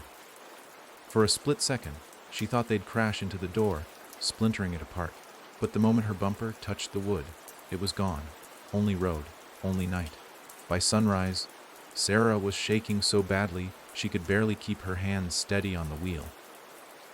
She pulled into a diner parking lot, eyes gritty with exhaustion. Lily woke, blinking sleepily, her cheeks flushed. "Are we there yet?" she asked. Sarah forced a smile. "Almost, sweetheart. Where's there?" Sarah didn't answer. She had no idea. They went inside. The diner was bright, cheerful, alive with the smell of frying bacon and coffee. Normal. Blessedly normal. Sarah ordered food, watched Lily dig into a stack of pancakes, and tried to pretend they weren't running from a nightmare. But then Lily dropped her fork. Her small hand clutched Sarah's wrist with surprising force. Her eyes were wide, unfocused. "They're coming through," she whispered. "The doors, too many now." Sarah glanced around, pulse spiking. The other customers were eating, laughing, chatting. Nothing wrong, nothing strange. Until she noticed the walls. Every framed picture, the farm landscapes, the old photos of the town, had changed. Each frame now held the same image, a door. Black, crooked, waiting. The waitress passed their table with a smile too wide. "More coffee, Han?" she asked, but her voice echoed like it came from a tunnel. Sarah grabbed Lily's hand, tossed money on the table, and ran. Outside, the sky had darkened. Clouds twisted overhead, shapes almost forming into outlines of windows, shingles, a roof. The hollow house wasn't chasing them anymore. It was surrounding them. Sarah shoved Lily into the car, hands shaking so badly she could barely get the keys into the ignition. As the engine roared to life, she saw movement in the diner window. Every customer, every waitress, every cook, standing still, staring at her. And in perfect unison, they whispered, "Open the door." Sarah peeled out of the lot, tires screaming, her chest burning with the terrible certainty that she was driving not away from the hollow house, but deeper inside it. That night, in a motel 2 states away, Sarah woke to find Lily standing at the foot of her bed. Her eyes were open, but she wasn't awake, and behind her, painted across the motel wall in dripping black crayon, was another door, still wet, still waiting. Sarah's breath caught as she sat up in the motel bed, staring at the wet black shape scrawled across the wall. It wasn't just a drawing. The air around it pulsed, warm and damp, like breath pushing through a keyhole. The wood wasn't there yet, but she knew it would be soon. The hollow house didn't need bricks or nails anymore. It had Lily. Sarah slipped off the bed, careful not to startle the child standing at its foot. Lily's eyes were wide open but glassy, pupils huge, face slack. Her little hand clutched a black crayon so tightly it had snapped in half, leaving smudges on her palm. She had drawn the door while fast asleep. "Lily," Sarah whispered, her voice trembling. "Wake up, baby." No response. Sarah crouched low, gently touching her niece's shoulders. "It's Aunt Sarah. You're safe. Wake up." Lily blinked once, twice, then slowly focused. She looked around the room, confused, then down at the broken crayon in her hand. "Aunt Sarah," she murmured. "Why is it here?" Sarah hugged her tightly, though her own hands shook. "Because it wants you to build it. But you don't have to. Do you hear me? You don't have to." Lily pulled back slightly, eyes wet with tears. "But I don't know how to stop. Every time I close my eyes, it tells me where the walls go, where the doors go. It's like I'm the only one who remembers what it looks like." Sarah's stomach twisted. The hollow house hadn't chosen Lily by accident. It had planted itself inside her dreams, made her its little architect. Daniel had tried to cage it inside himself, but in dying, or whatever happened when he stepped through that final door, he had only given it roots in the next generation. Sarah ripped the motel's thin blanket off the bed and threw it over the wall. It didn't erase the door, but it dimmed the pulsing light. She pulled Lily back into bed and sat beside her until exhaustion dragged the girl into a fitful sleep. But Sarah couldn't close her own eyes. She stayed awake until dawn, listening to every creak, every shifting groan of the building, afraid that when she blinked too long, she'd wake to find an entire hallway sprouting from the wall. By morning, Sarah knew she couldn't run anymore. Every mile only spread the bloom. Every night Lily slept was another foundation laid. The hollow house wasn't just haunting them, it was using them.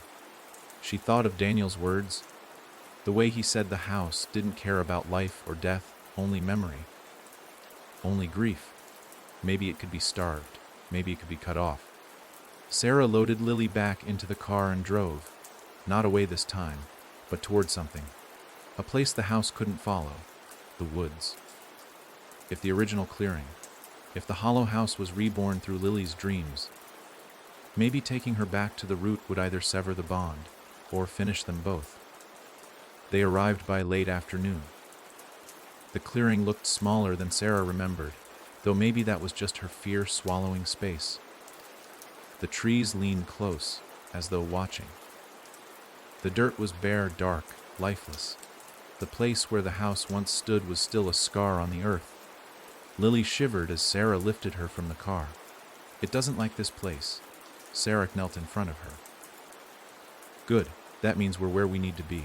Lily frowned. But if I sleep here, it says it can come back faster. Sarah swallowed hard. She glanced around the clearing, scanning for movement, for shadows.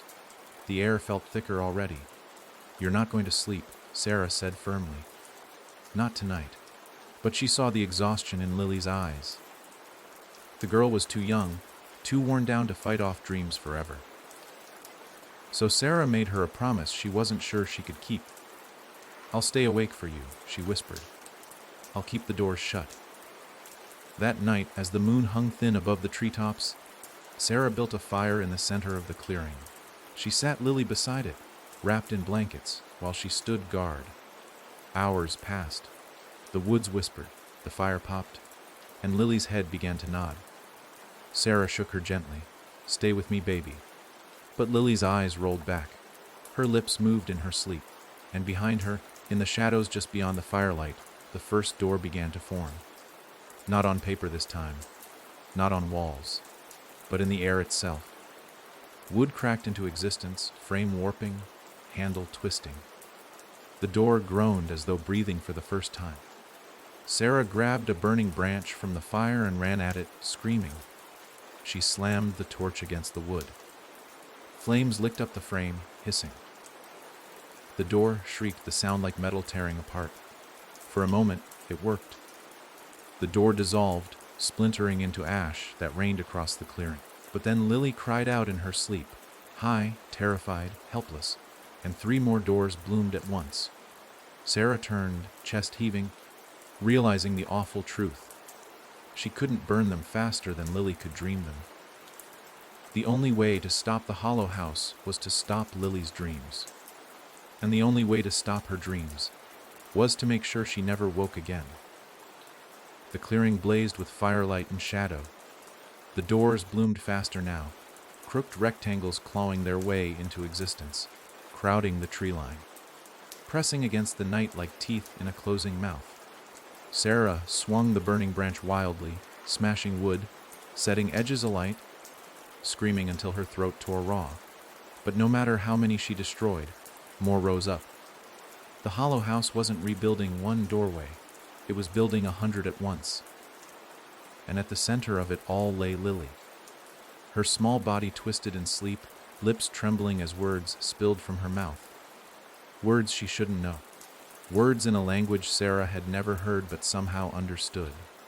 She was speaking blueprints, spelling the house back into the world one dream at a time. Sarah dropped the torch, falling to her knees beside the girl. Tears streaked her dirt-stained face. She grabbed Lily's hand, shook her. Wake up! Please, baby, wake up! But Lily didn't stir. Her eyes rolled beneath her lids. Her chest rose and fell in unnatural rhythm, as if she were breathing with the house itself. The doors groaned.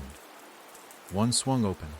From inside came a rush of air thick with rot, carrying whispers that scraped across Sarah's skin like claws. Let her dream. Let her build. Through her we live. Sarah's vision blurred. Every instinct screamed at her to scoop Lily up and run. But where? There was no safe place left. Every mile they traveled spread the infection. Every door she dreamed was another route in the world. There was only one way to stop it. Sarah's hands trembled as they hovered over Lily's throat. The firelight flickered, doors opening wider. Shapes stirred inside them, shadows with too many joints, too many smiles, too many eyes. They whispered with Daniel's voice, with her mother's voice, with her own. End her. End us. End everything. Sarah's stomach lurched. She couldn't. This was Daniel's daughter. This was the girl she had sworn to protect. She saw flashes of Lily laughing with ice cream on her chin, Lily chasing fireflies in the backyard, Lily curling against her shoulder after nightmares. Could she erase all of that? Could she snuff out the only piece of family she had left? No, she whispered. No, I can't. The doors roared, the clearing shook. One shadow stepped forward, its hand reaching for Lily's sleeping face. Sarah snapped. She grabbed the torch again, screamed with all the fury left in her, and slammed the burning wood against Lily's chest. Not to kill, to burn the dream out, Lily shrieked, bolting upright. Smoke hissed from her nightshirt where the fire licked harmlessly against her skin. But the sound that tore from her throat wasn't human. It was the sound of the doors themselves, slamming shut all at once. The clearing went silent. The doors melted, dripping like black wax into the soil. The air cleared. The night returned. Lily collapsed into Sarah's arms, sobbing. It hurts, she whimpered. It hurts to hold it in. Sarah held her tight, rocking her. I know, baby. I know. But you have to fight it. We'll find another way. But in her heart, Sarah knew the truth. This was only a pause. The hollow house wasn't gone. It was inside Lily now, waiting for the next dream, the next sleep, the next opening. And Sarah had bought them only one more night. At dawn, she carried Lily back to the car, her arms shaking, her clothes reeking of smoke. As she buckled the girl into her seat, Lily looked at her with red, rimmed eyes. Aunt Sarah.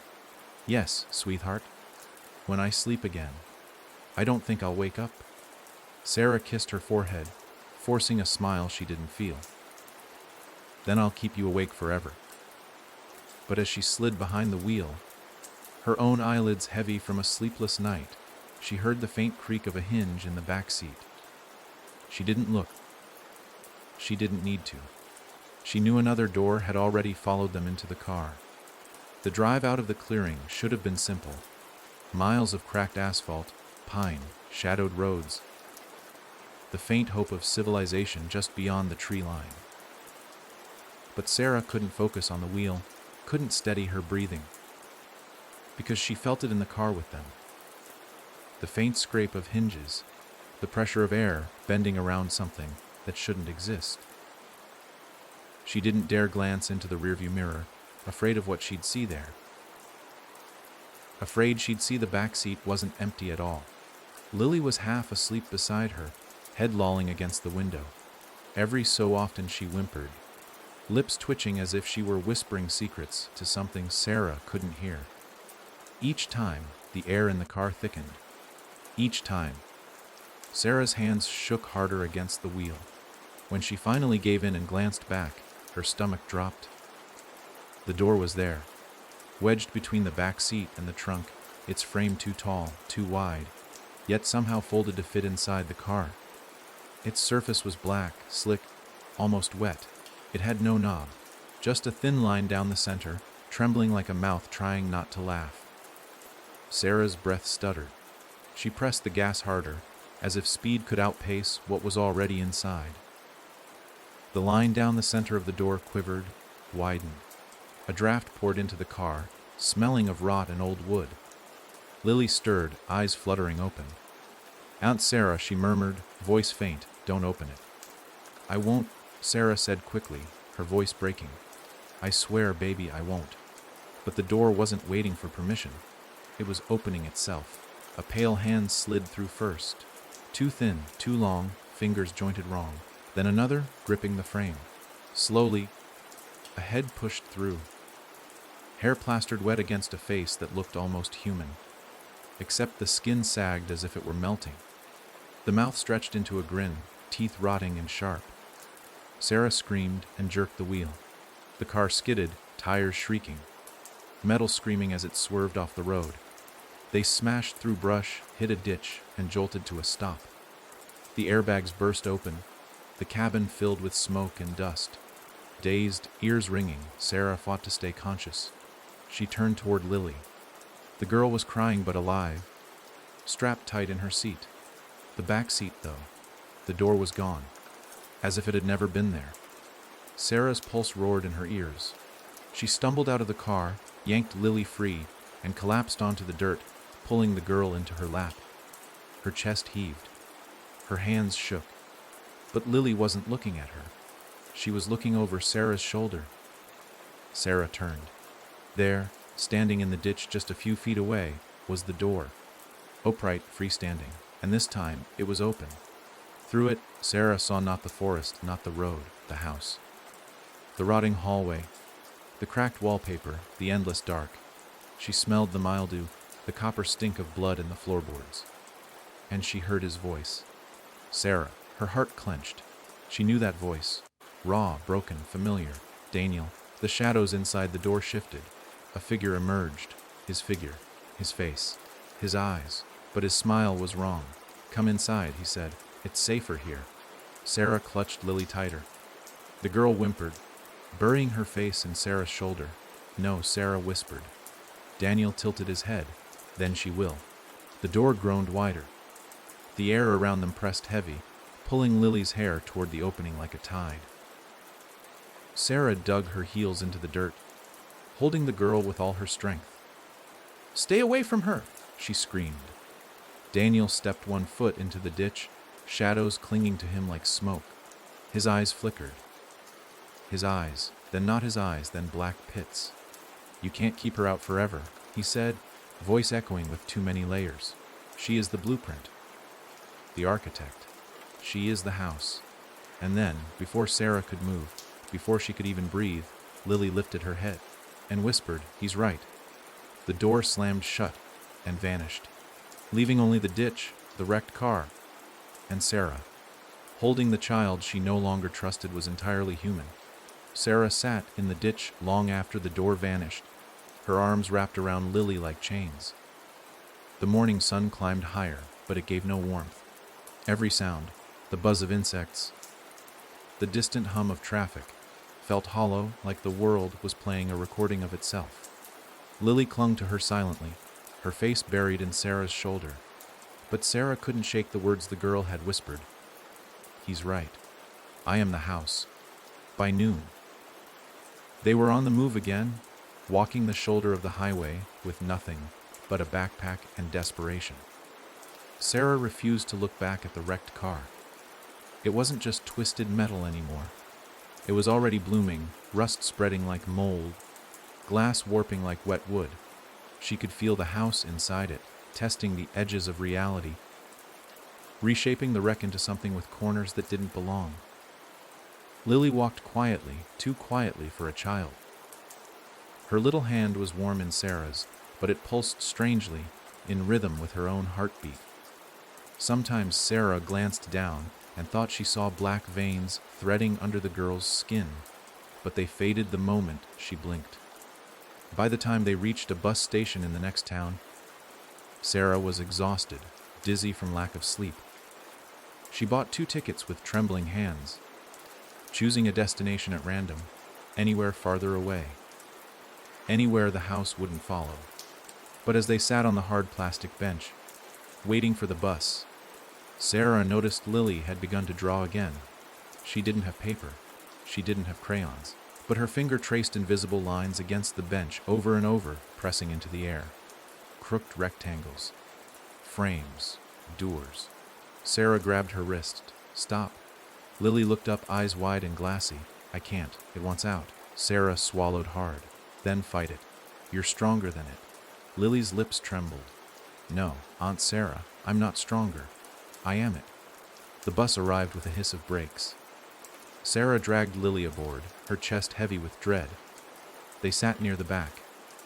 Passengers filled in around them, an old woman with a cane, a man in a baseball cap, 2 teenagers glued to their phones. Normal people. Sarah tried to breathe. But as the bus rumbled down the road, she realized none of the passengers were moving. Not blinking. Not breathing. Just sitting, eyes locked forward. And then, slowly in perfect unison, every head turned toward her. Toward Lily, their mouths opened, and together they whispered open the door. Sarah's scream stuck in her throat. She shook Lily, frantic. Don't listen! Don't dream! But Lily was already gone, her head tilted back, eyes black as tar. The windows of the bus warped, the aisle stretched too long, and at the front where the driver should have been was a doorway. Black wood. Wet handle. Waiting. Sarah stood, clutching her niece. No, you can't have her. The bus groaned, metal twisting, floorboards cracking into planks of rotting wood. It wasn't a bus anymore. It was a hallway. A new room in the hollow house. Sarah's legs shook as she pressed Lily against her chest. Please, baby. Please come back. For a heartbeat, she thought it worked. Lily blinked, her eyes clearing, her small hands clutching Sarah's shirt. But then her voice, layered, too deep for her tiny throat, slid out like smoke. You can't save what was never yours. The door at the front of the bus creaked open, and Daniel stepped through. Not broken, not shadow. Him, whole, alive. Sarah, he said, reaching out. Give her to me. I can take her place. I can finish what I started. Sarah's knees buckled. Tears filled her eyes. She wanted to believe him. She wanted to run into her brother's arms and let him carry the burden. But she had seen his smile before. The way it twitched wrong. The way his reflection lingered too long. This wasn't Daniel. This was the house. And it wanted its seed. The thing that wore Daniel's face stood at the front of the warped bus, hand outstretched, voice calm and coaxing. Everything in Sarah screamed to run, to fight, to shield Lily from its grasp. But the voice, it was his voice. Soft, familiar, laced with the kind of warmth that dragged at her bones. For a moment she wanted to believe. She wanted to step forward and hand Lily over. Let Daniel fix it. Let Daniel save them. But she saw it. The small betrayals. His eyes didn't blink right. His shadow bent the wrong way across the aisle. His breath misted though the air was warm. Sarah. The false Daniel said again, stepping closer, you don't have to fight anymore. I'll take her place. I'll carry it. Isn't that what you want? Her arms tightened around Lily, who writhed and moaned in her grasp. The girl's skin was fever, hot, her little fists clutching at Sarah's sleeves. Her lips parted and a low groan slid out, like the sound of a door straining against its hinges. Sarah shook her head, tears streaking her cheeks. You're not him. You're not my brother. The false Daniel smiled, a slow stretch of lips too wide, teeth too many. I am what's left of him. His grief, his guilt, his sacrifice. I am Daniel, and I know you. You can't kill her. You can't kill a child, so let me do what you can't. Sarah's knees weakened. He was right about one thing. She couldn't. No matter how dark Lily's eyes became, no matter how many doors spilled from her dreams, Sarah couldn't bring herself to snuff out the only piece of family she had left. She was tethered to this girl by love and by duty, and that tether was strangling her. But handing Lily over meant handing the world to the house. The false Daniel stepped closer, shoes echoing on warped floorboards, that weren't metal anymore but damp, groaning wood. "She's not yours to protect," he said softly. "She's the seed. Let her bloom." Sarah screamed, the sound tearing from her throat, raw and primal. She swung the backpack from her shoulder and hurled it at him. It hit his chest with a dull thud, spilling clothes and scraps across the floor. He didn't flinch. He just grinned wider. But the motion bought her one heartbeat of time. One heartbeat to run. She scooped Lily tighter against her chest and bolted down the aisle. The passengers, all those empty-eyed husks, turned their heads to follow her, mouths opening in unison. The whisper poured from them like a tide. "Open the door. Open the door. Open the door." Sarah slammed her shoulder into the side window. Glass shattered outward, cutting her arms and face as she tumbled into the dirt. She rolled, clutching Lily, coughing against the dust. The bus, or the thing pretending to be a bus, shuddered behind her. Its frame twisted, metal groaning, windows warping into black rectangles. The false Daniel stepped into the doorway, his eyes gleaming. "You can't run, Sarah. She is the house. She'll call me again." The bus convulsed, shrank, and folded in on itself like paper burning without flame. In seconds, it was gone. Sarah staggered to her feet, clutching Lily, her breath ragged. Blood ran down her arms from glass cuts. Her knees shook. But she was alive. Lily was alive. The child stirred, blinking weakly. "Aunt Sarah." Sarah pressed her forehead to Lily's, sobbing. "I've got you, baby. I've got you." But deep down, she knew the truth. The false Daniel hadn't been lying, not entirely. Lily was the seed now. The hollow house was no longer chasing her. It was growing inside her, and Sarah had no idea how to stop it. Sarah didn't remember how she made it out of that town. The roads blurred into one another, the countryside smeared like paint in rain. Every highway rest stop reeked of rot, every roadside shadow stretched too long. Lily slept in fits, and Sarah feared each doze might be her last as herself. When Lily's breathing slowed, Sarah would shake her, whisper her name, beg her to stay awake. But the girl was slipping, not just into sleep, but into it. The thing, the house, and Sarah was cracking. She hadn't slept in days. Her skin itched from stress, her eyes burned with red-rimmed fatigue. She needed answers, a weapon, a way out, something, anything, to stop the inevitable bloom taking root in Lily's mind. That's when she remembered the old message board. Long before the hollow house had touched her life, Sarah remembered stumbling across a thread deep in the underbelly of the internet. Obscure. Hidden. Buried beneath layers of paranormal noise. Most of it sounded like nonsense at the time. Ramblings about houses that aren't built but born. About seeded children and false blueprints. But there was one user. One story that had stuck. Someone who claimed they'd found a child like Lily once. Someone who had made the decision Sarah couldn't. Someone who had killed the seed. The username was burned into her brain, node keys it left. It had taken hours, fake emails, bouncing through a maze of dead links and decaying forums, but she finally found it. An IP. A message. If you're reading this, you're already in the hallway. But attached to the bottom was a set of coordinates. And a warning. Do not bring the child unless you're ready to lose her. The location was deep in the mountains. Off-grid. No roads led all the way in. Sarah parked at a ranger station and hiked for 3 hours up an abandoned trail, with Lily strapped to her back, her small arms around Sarah's neck, her head too still. By the time Sarah saw the cabin, she wasn't sure if she was still awake. It stood crooked on a slope, patched with mismatched wood, smoke curling from a crooked chimney. The door was open. Waiting, she stepped inside. The man sitting at the table was older than she expected.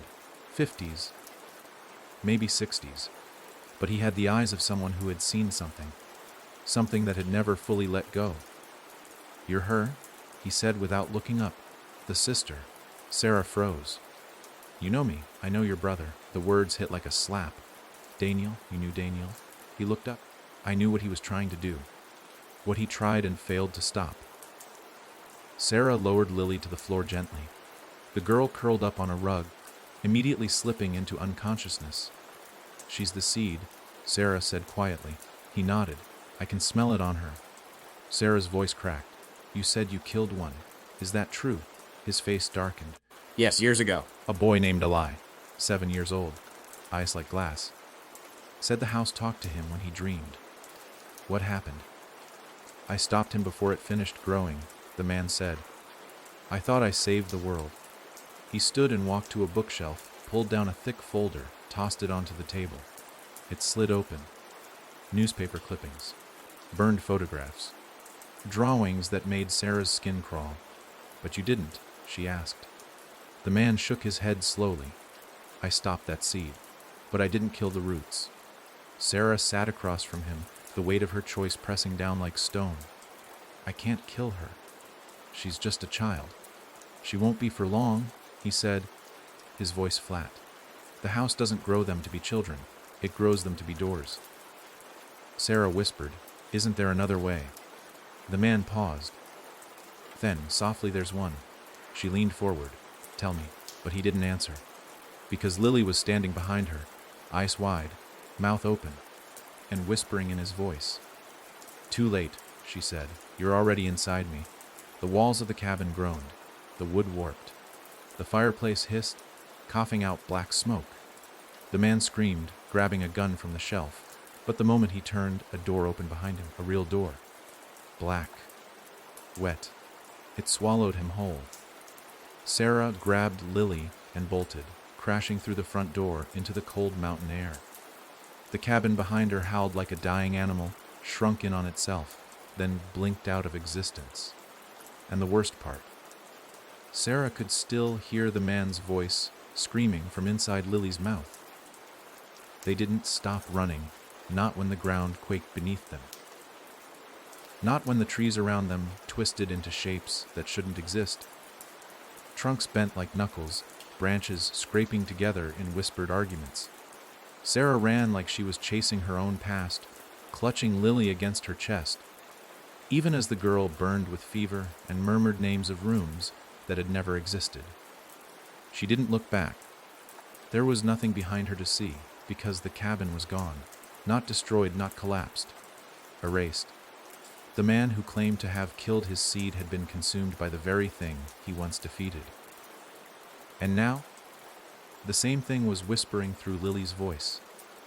"You can't run anymore," Lily said in her sleep, and it wasn't her voice. "The door is already inside you." That sentence tore Sarah's breath out of her lungs. Not her, she thought. Not me. But the moment the thought surfaced, she felt it deep in her chest, beneath her ribs, something old and cold and waiting. Not a heartbeat, but a knock. A slow, deliberate knock. Knock. Knock. She stopped in the middle of the trail, chest heaving, knees weak. She wanted to collapse, scream, dig her fingers into her own skin and rip the sound out. Instead, she looked at Lily. The child's eyes were open now, fully awake. Her skin pale, lips cracked, hair sticking to her forehead. "There's a door in you," Lily whispered. "And it's always been there. Even before me." Sarah staggered backward. "What are you saying?" Lily blinked slowly. "You came from grief. The house lives in grief. It planted itself when you lost your brother. When you took me in, you didn't open the door. You were the door." Sarah fell to her knees. Everything twisted in her head. The flickering lights at Daniel's apartment, the voices in her dreams, the growing darkness that followed her since the funeral. She'd blamed Lily, blamed the house, blamed fate.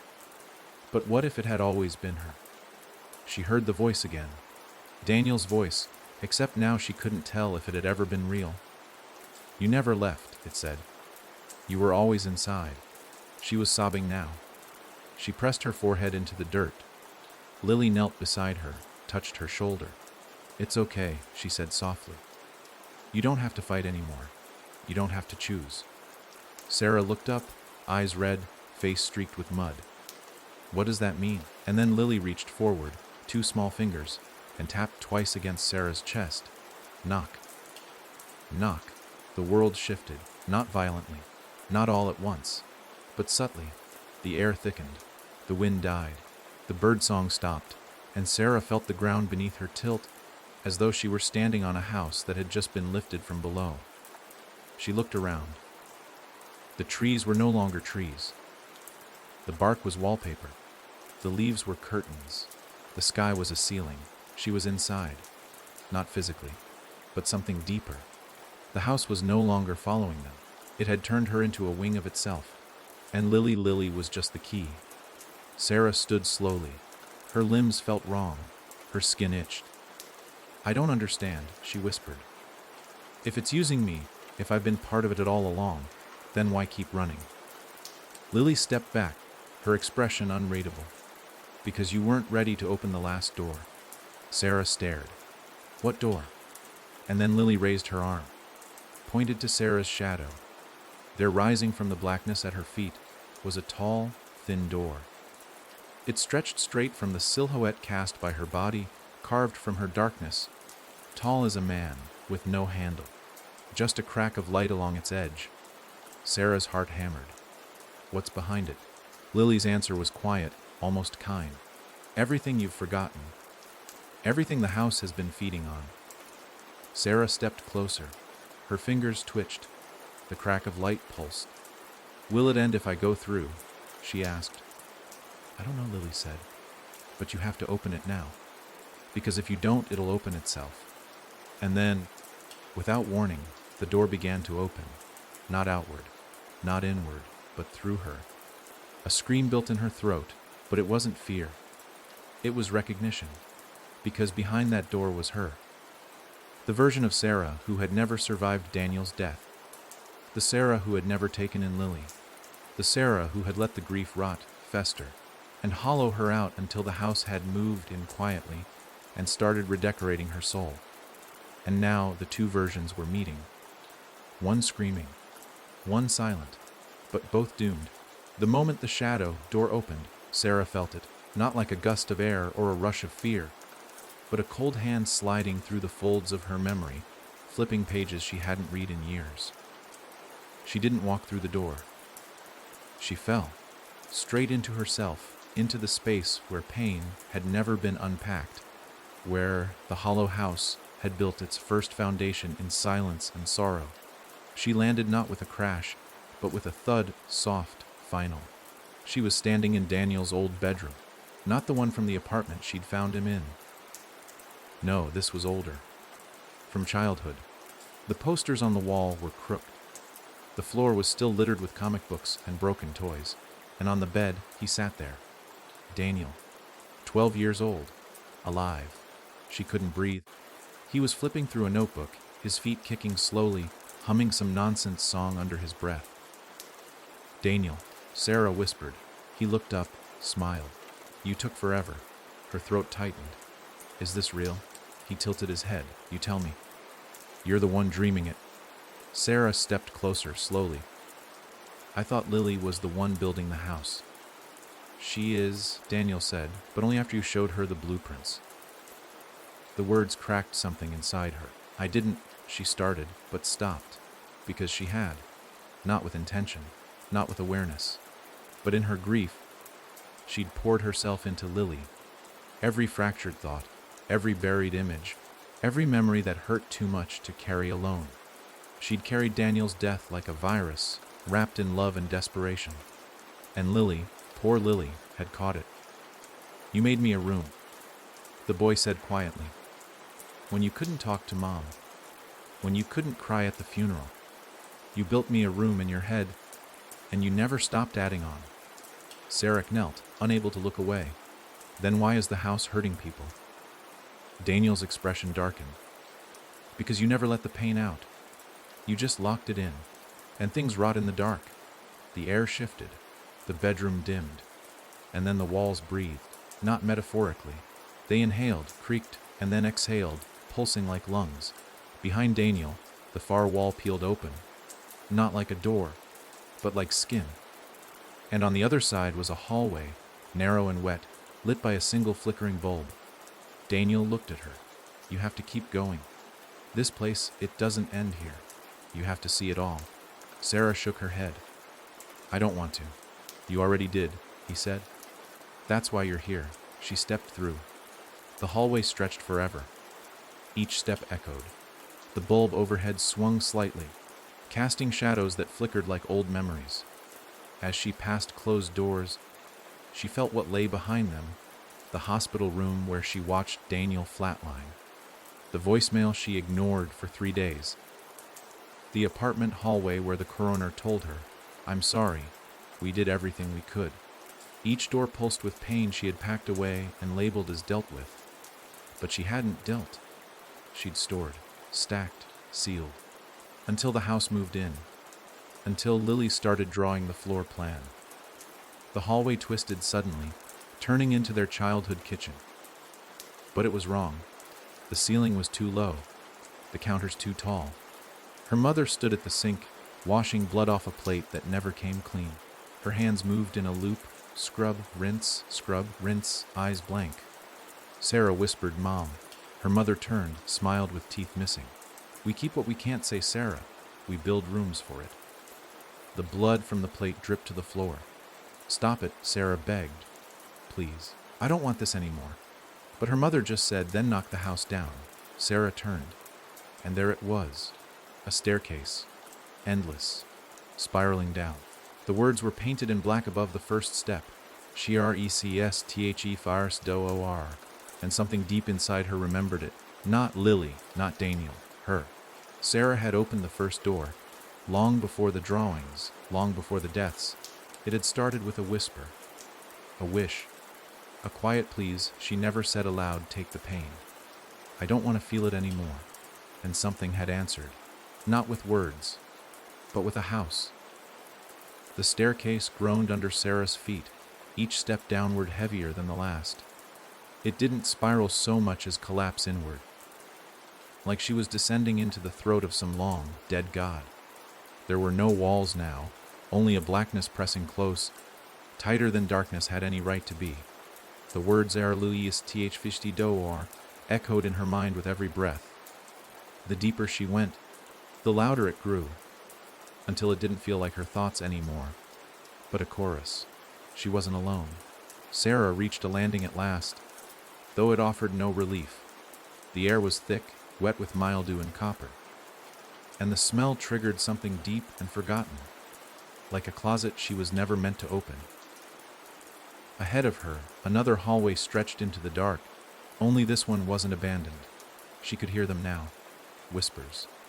Breathing, feet dragging across rotted wood. She took one step, then another. The hallway opened suddenly into a room that looked exactly like her childhood living room. But instead of her mother on the couch, a girl sat there, early 20s, pale, hollow-eyed, knees pulled to her chest. Sarah blinked. "Who?" The girl looked up. "You hear it too, don't you? Who are you?" "They called me Emily once," the girl said softly. "That was before the door. Before it opened in the wall behind my bed." Sarah's mouth went dry. You've seen it?" "I live here now," Emily said. "We all do. Once you let it in, it doesn't let go." She stood slowly, her limbs moving like her joints were made of splinters. "But you're different. You brought it with you. You made it stronger." Sarah backed away. "No, I didn't." "You passed it on," Emily said, voice now sharp. "You gifted it to a child." "I didn't know," Sarah whispered. "I was trying to protect her." "Protect her." The word echoed, and from the hallway behind Sarah, another voice answered. "Liar." A man stepped into the room. Face gaunt, skin gray. Half his skull caved in like something had crushed it. His eyes, though, burned with accusation. "I let my son walk through a door he drew in chalk on the basement wall," he hissed. "I watched the light go out of him. But you let a girl breathe the house. You fed it love and called it salvation." More shadows emerged, some silent, some weeping, some missing pieces of themselves. Fingers, eyes, whole mouths sewn shut. They circled her slowly. Tenants of a house not built by architects, but by the broken, by people like her. Sarah stumbled back into the hall, heart pounding. "This isn't my fault," she screamed. "I didn't want this." The hallway didn't answer, but the walls, they shifted, and suddenly the voices stopped. not faded. Stopped. Everything froze. The shadows. The whispers. Even her own breath seemed trapped in her chest, because now, at the end of the corridor, a new door had appeared. Bigger. Older. Breathing. It wasn't wet like the others. It was scorched black, its frame cracked like bone. Carved into it, deep enough to bleed, were words in a language she didn't know how to read, but understood anyway. The doaro, wo, you open in vrc losadigalon. Behind it, something waited, not just for her, for release. And she understood, in that awful instant, that the house wasn't a parasite. It was a prison. It didn't come from outside. It was made to hold something in. Something that needed people like Sarah to build the walls strong enough. Until the moment someone built a door wide enough to let it walk free. She had passed the blueprints on. But someone else had drawn the key. Sarah stood in front of the scorched door, heart battering her ribs like it wanted out more than she did. The air wasn't just thick, it was held. Like something on the other side of that door had a grip on the atmosphere, squeezing it, waiting for just the right moment to release it. Her fingers itched, drawn forward, not by curiosity or even terror, but by some long-forgotten debt. Because she understood now. The Hollow House wasn't a curse that had followed her. It was a deal. A bargain struck in grief, one she made unknowingly the night Daniel died. In that moment of despair, she had whispered into the dark without even realizing it, "Take this away. Take all of it.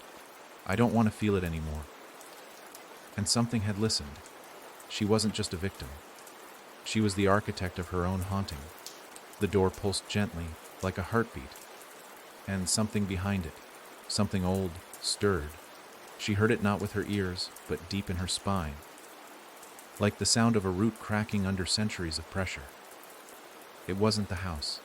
It wasn't Daniel. It was before them. The hallway around her stretched further than it should have. Behind her, the tenants watched in silence.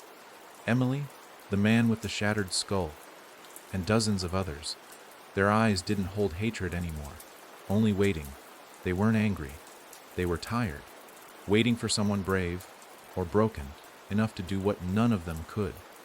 Sarah stepped forward, each footfall echoing as if it were the first sound the hallway had ever heard. The closer she got to the door, the more her body rebelled. Her breath came in shallow gasps, her vision narrowed, her knees trembled like they might snap. Still, she reached out, hand hovering over the blackened wood. It was hot. Not fire hot, but grief hot. That aching, searing warmth of holding on to something too long. The kind of heat that lived in funeral homes and old photographs. Then, a whisper. Not Daniel, not Lily, but her own voice, from years ago. "I wish I could just forget." The door responded. It opened. Not with a creak, not with drama, but with a silence so deep it rang in her skull. Inside, there was no room, no hallway, no walls, just a vast emptiness, and at its center, tethered by black chains made of cracked bone, was it, the first, the real tenant. It didn't look like a monster. It didn't need to. It was a void shaped like a person. No face, no limbs. Just the suggestion of form, like a shadow that learned how to breathe. It didn't move. But it noticed her. And when it did, every memory Sarah had ever buried erupted into her mind at once. Daniel's pale face, her mother's silence, the feel of holding Lily's feverish body as she begged her not to sleep. The fear, the guilt, the tiny moments of surrender. "You fed me," it said, but not with sound. It imposed the idea into her head. Sarah dropped to her knees. "I didn't know. You asked." I answered. The thing's voice wasn't angry. It was almost grateful. "You opened the first door. Others followed. And in doing so, you built me a home." Sarah tried to look away, but there was nowhere to look. The void stretched forever. The walls, the house, the hallway, was all part of this thing. "I want it to end," she whispered. "I want to take it back." "You can't," it said. "But you can let me go." And that's when she understood the true horror. The Hollow House hadn't trapped this thing. It had contained it. Every room, every door, Every broken person who built a wing of grief and sorrow into their memory. It was all scaffolding, not for torture, for containment. And if Sarah opened that last door fully, if she let the thing inside truly walk free, there would be no house. No more Lily, no more Daniel, no world. Just grief, devouring everything, person by person, memory by memory, until reality cracked under the weight of sorrow. "Then why did you ask me to open it?" she said through gritted teeth. It didn't answer. Because it hadn't asked. She had come here. Because some part of her, buried under the pain, wanted to know. Wanted to see if it was worth letting go. "You let the grief live too long," it said finally. "Now, I am all that's left." But then a voice, small, far away, Aunt Sarah, Lily, not in pain, not whispering, just calling. And suddenly, Sarah felt a pull, not toward the void, but away from it. A thread of light wrapped around her chest, faint but growing stronger. Love. Not the hollow kind, not the guilty kind. Real love. And she realized she didn't have to forget. She didn't have to give the pain away. She could hold it. Carry it. Let it hurt, that was the difference. That's what kept the door closed. Not ignorance, not fear. Choice. Sarah stood, backed away. The thing surged forward, howling, not with sound, but with hunger. The walls cracked. The floor splintered. The house began to shake. But Sarah turned her back and closed the door. With all her strength, she slammed it shut. And when it clicked into place, the hallway, every hallway, screamed. The house trembled, shrieked, then began to fold inward, room by room, memory by memory, and Sarah ran. The world didn't return in an instant. There was no dramatic flash of light or sudden gasp of air. It came back in fragments, like waking from the deepest sleep after a fever. The scent of damp earth, the feel of dry wind on her face, the weight of gravity pulling on her limbs instead of fear, and then Lily's voice. Aunt Sarah. Sarah blinked. She was lying on her back in a clearing, staring up at the open sky. Real sky. No cracks in the ceiling. No bulging wallpaper. No doors. Just stars. Silent. Watching. She turned her head and saw Lily crouched beside her, dirt smudged and trembling, but awake. Alive. Hers. Lily. Sarah sat up too fast and dizziness spun the world sideways. But she grabbed the girl and pulled her into a tight embrace. "You're okay. You're okay." She repeated the words over and over like they were a spell. Maybe they were. Lily didn't cry. She just leaned into Sarah's chest and whispered, "I saw you close it." Sarah paused. "You saw that?" Lily nodded, eyes wide. It didn't like that. Sarah didn't reply. She didn't need to. Because the truth sat between them now, heavy and real. The thing behind the first door hadn't vanished. It hadn't died. It had simply been denied. They walked through the woods in silence until they found a ranger station. A woman there, young, wide-eyed, clearly new to the job, tried to ask questions. Sarah didn't answer most of them. The ones she did were short. Yes, they'd gotten lost. Yes, they were dehydrated. No, they didn't need a hospital, just a ride back to town. By morning, they were on a train headed west. Sarah didn't have a destination. She just needed distance. From the woods. From the house. From the part of herself that had wanted the door to open. But distance didn't mean escape. That became clear in the little moments. The man sitting across the aisle with a notepad, sketching something Sarah couldn't quite see. But every time she glanced, she was certain he was drawing a door. The baby 3 seats down, staring at Lily, eyes too wide, not blinking. And Lily herself, quiet, often humming tunes Sarah had never heard. Sometimes at night, Sarah would wake to find her sitting up in bed, her eyes glassy, whispering words that didn't sound like her own.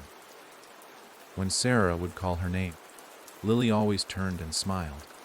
Sweet, innocent. But there was something behind the smile now, a shadow that didn't leave. Sarah tried not to panic. She reminded herself the door was closed. She'd closed it. She felt it seal.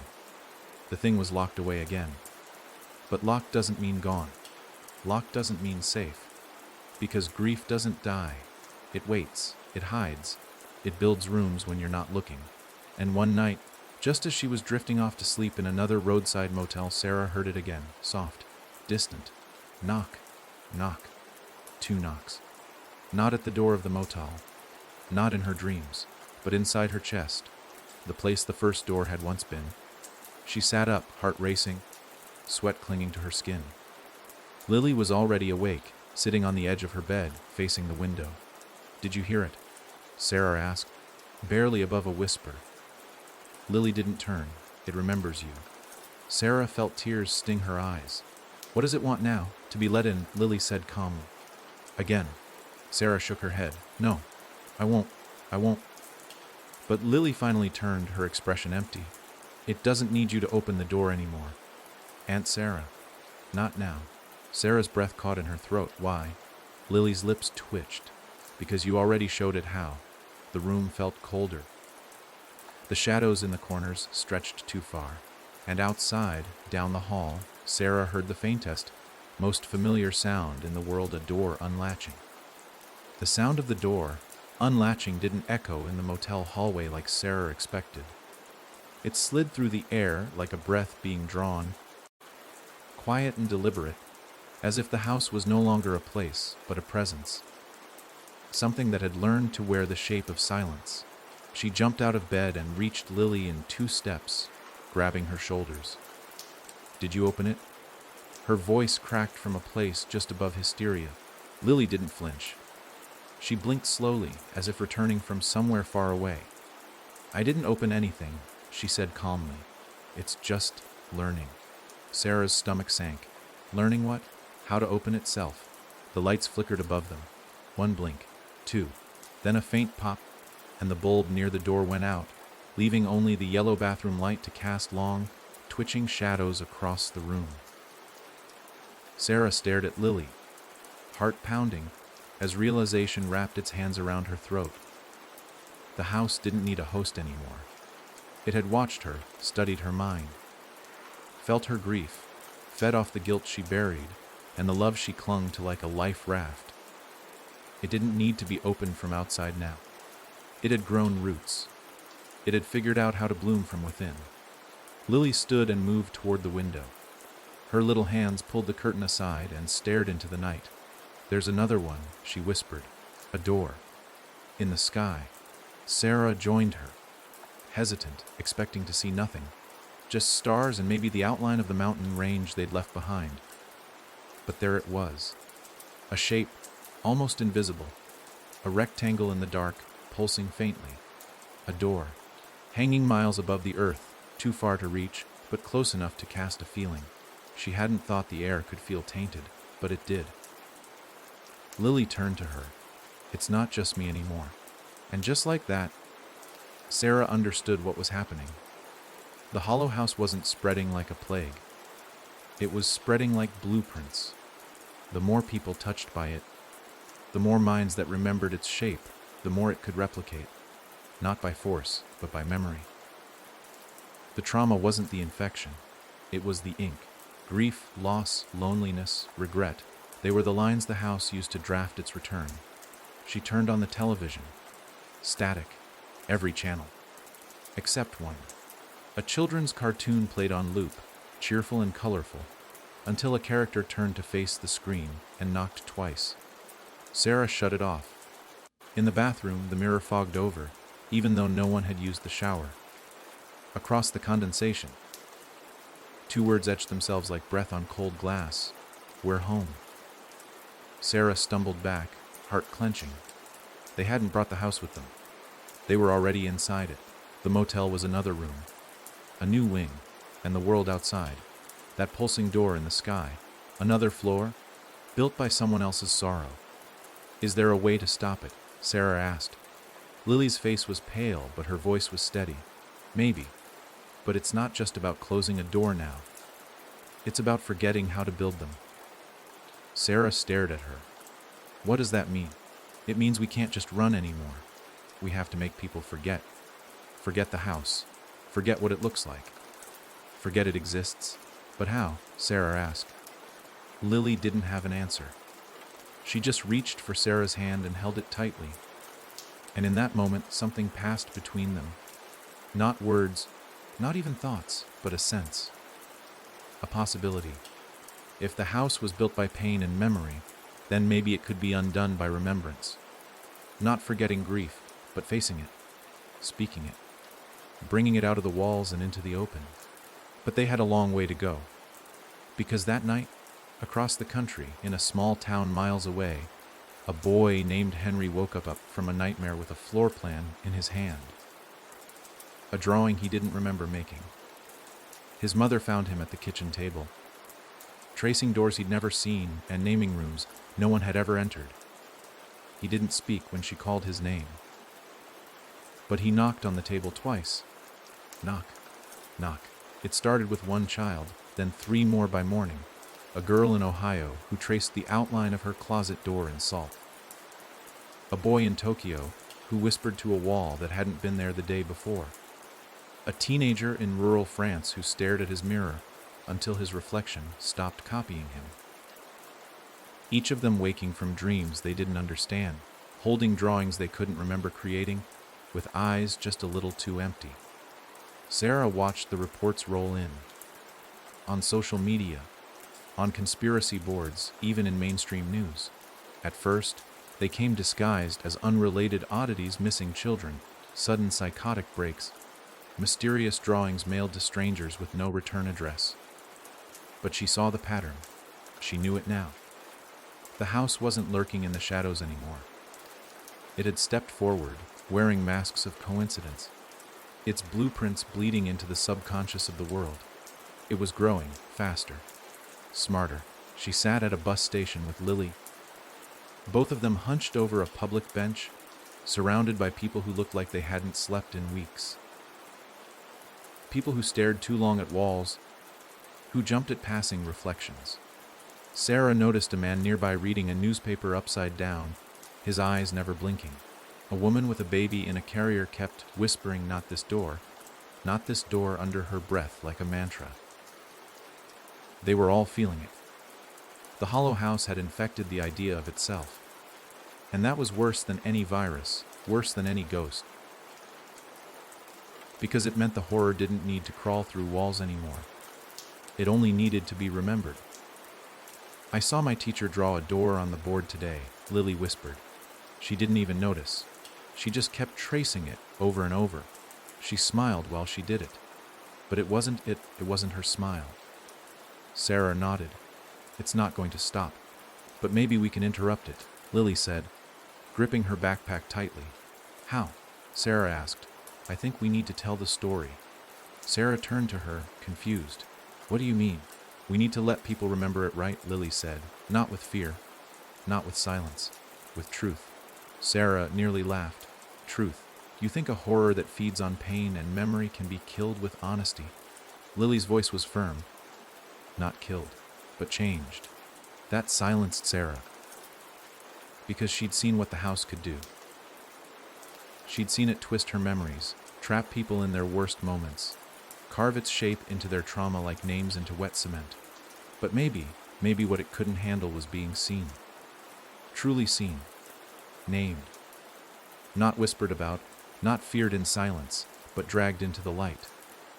People don't listen to stories like this, Sarah said. They think it's all a game. They want to be scared. Then we give them the fear, Lily said. But we end it different. Sarah looked at her, a child. But not helpless. Not anymore. This wasn't the same girl who had curled up feverish and dreaming in the back of a motel. This was someone who had walked through the belly of the beast and come out carrying blueprints. So they began writing. Not fiction, not warnings. Just stories. Every piece of the truth they could remember. Sarah told her part, from Daniel's death to the first knock in her chest. Lily told hers, from the dreams she didn't understand to the moment. She realized the house could speak through her. They published anonymously at first. Blog posts, forums, a digital zine. No one believed them, not really. But people read it, they felt it. Something about the words sank in, sticky and uncomfortable. Some commented, some denied, some confessed. I dreamed this place once, someone wrote. My brother drew a door like that when he was 8, another added. This isn't a story. This is something I've seen. And the wildest thing, as more people named it, the hollow house, it began to slip. The signs were subtle at first. A school in Michigan where a boy had been speaking in a voice not his own suddenly reported the child woke up normal again, confused but unharmed. A woman in Ireland who'd been digging a door-shaped hole in her garden every night stopped without knowing why. It was like shining a light into a shadowed room. The shape remained, but it weakened. Sarah saw the signs, and for the first time in weeks, she felt a fragile bloom of hope. But hope has a way of waking sleeping monsters. Because that's when the letters began. Folded neatly, slipped under doors, left on windshields. No return address, no stamps. Just a single sheet of yellowed paper with a floor plan. Always slightly different, always with one room circled in red, and scrawled beneath the floor plan, in a hand that was unmistakably not human. Yo uculd nauta shavi tel d. Sarah received hers at a rest stop in Colorado. Lily got hers under her pillow. Others began to report the same. But the scariest letter of all wasn't sent to them. It was posted on the blog they'd started. An anonymous comment. No name, just coordinates.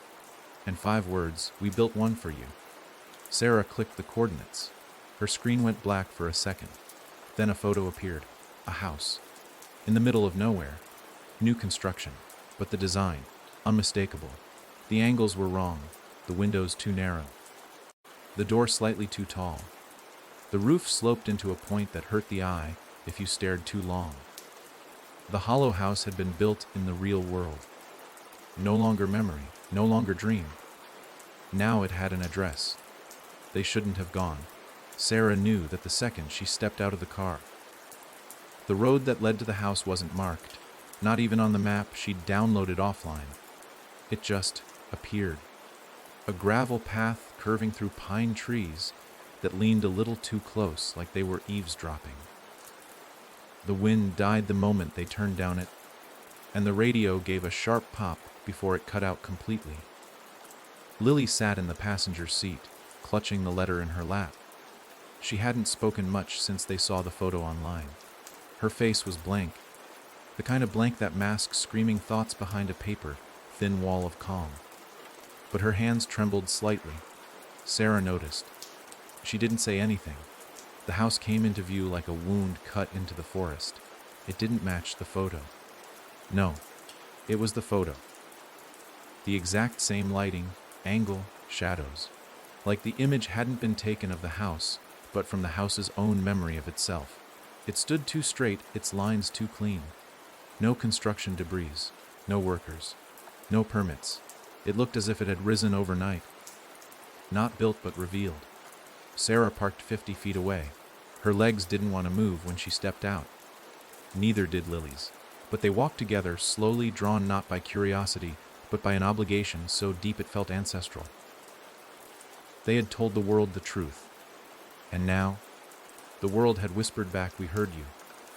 As they approached, Sarah looked for any sign of how it had been made. Concrete seams, nail heads, paint strokes. There were none. The structure was seamless, as if it had grown from the earth itself. The door was made of wood that looked scorched at the edges, familiar in a way that made Sarah's breath catch.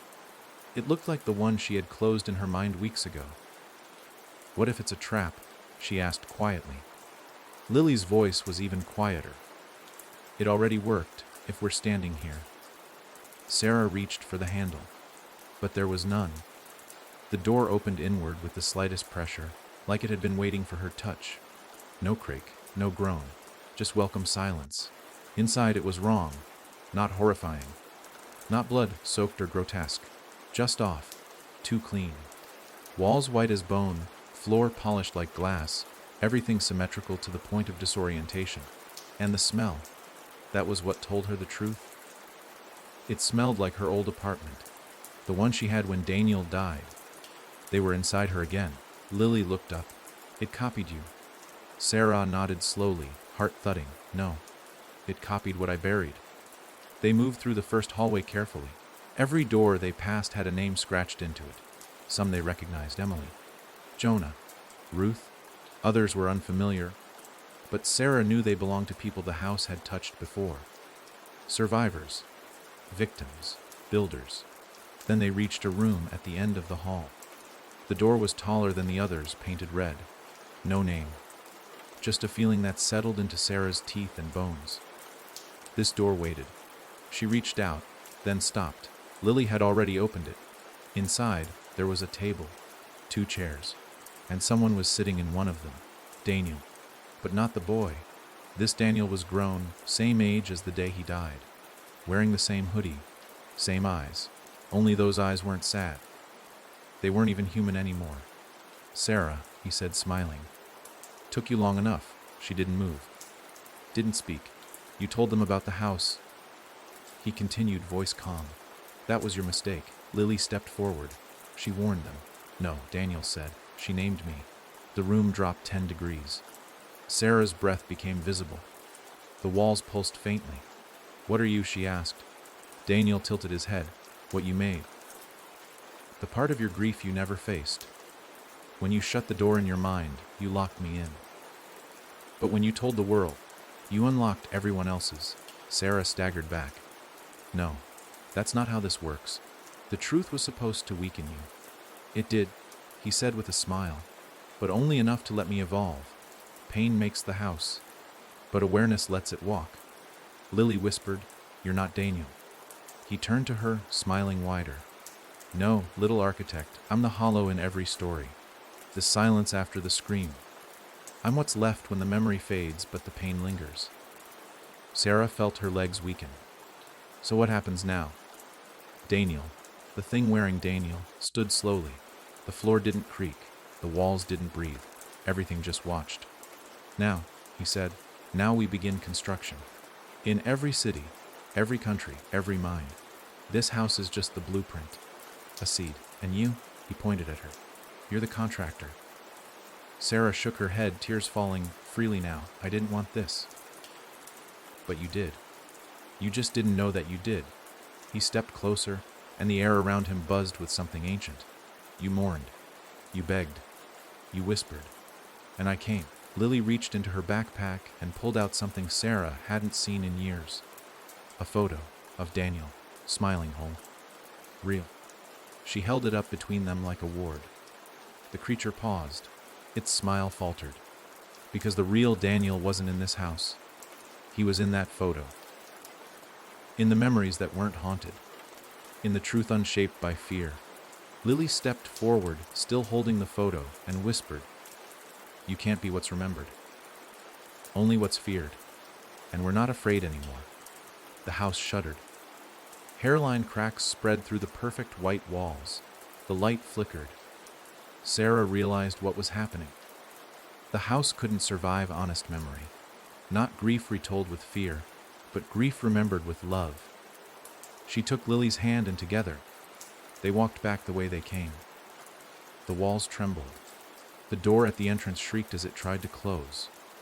But it was too late. They'd seen the truth of the house. And worse. For it.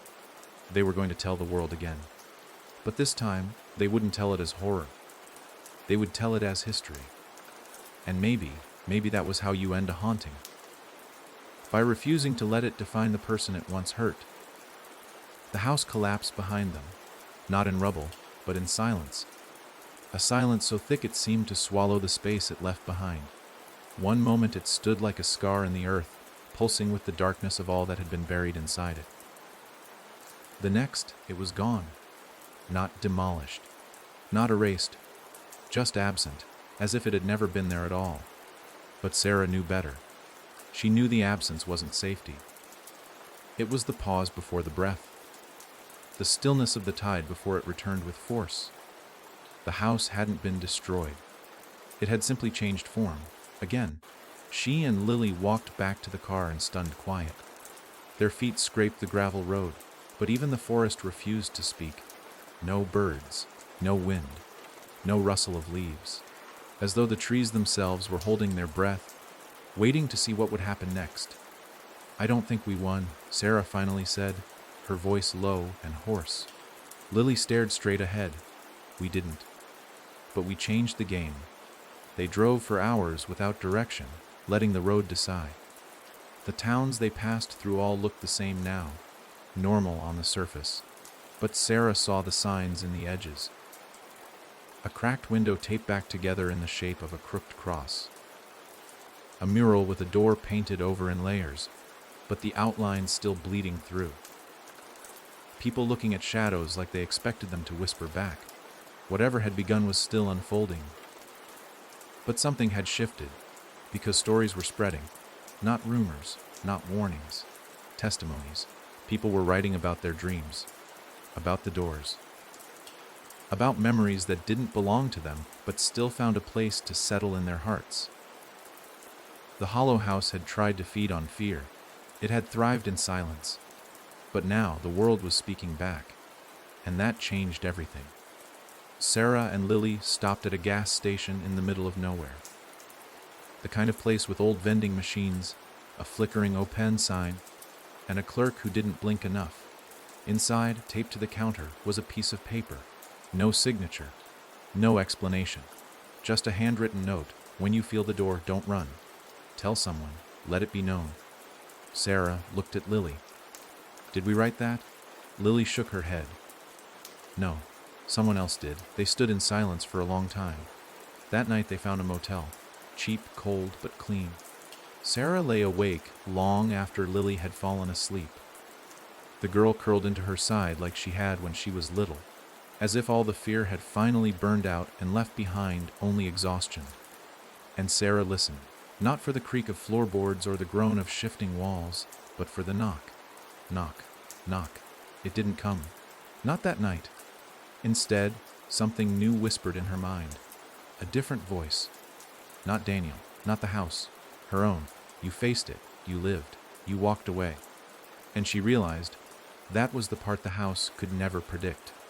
It could feed on pain, manipulate fear, twist reality. But it couldn't understand healing.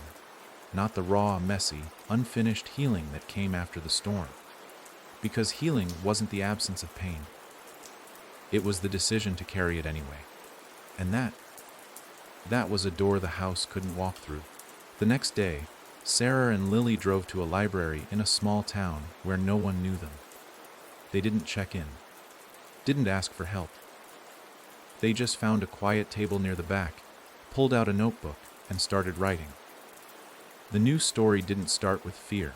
It started with a choice. To tell the truth, to speak the names. To remember not with silence, but with honor. And somewhere, far off, on the other side of the world maybe, or just beyond the next whisper in the wind, the house felt it. Not defeat, but the beginning of an ending. One it couldn't control. They never saw the girl's face, not really. The CCTV footage was corrupted at the edges, blurred just enough to make her features impossible to describe. But the footage existed. Grainy, flickering, stamped with a time code no one remembered setting. It showed the girl standing in the entrance of the town's community center, barefoot, wearing a hospital gown too thin for the season.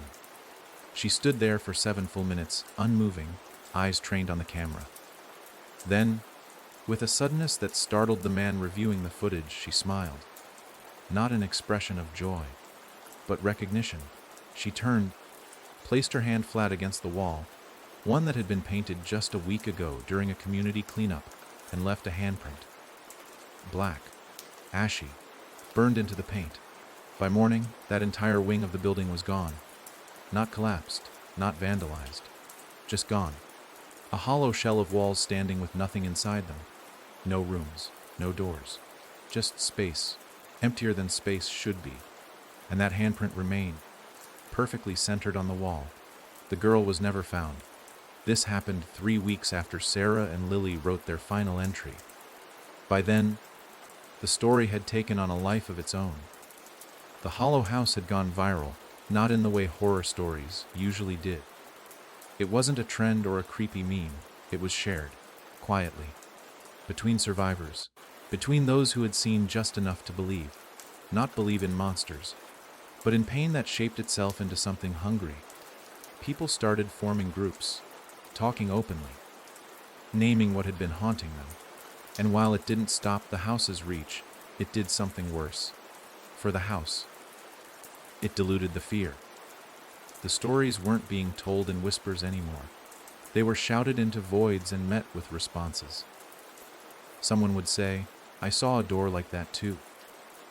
Another would post photos of their old home, now filled with walls that didn't match the floor plan. Someone else would upload audio of knocking that came from under their bed at exactly 3:13 a.m. The same time the girl in the footage had smiled, patterns emerged, but so did resistance. In one city, a group painted murals over every building rumored to have a hollow room inside it. Bright colors, laughing children, faces remembered instead of feared. And in those buildings, the sound stopped. The dreams stopped. The knocking ceased. But the house adapted. In Ohio, a woman woke up to find her living room rearranged. Not just the furniture, the architecture. New doorways. Angles that shouldn't be possible. She opened one door and found herself standing in a version of her childhood bedroom she'd forgotten existed.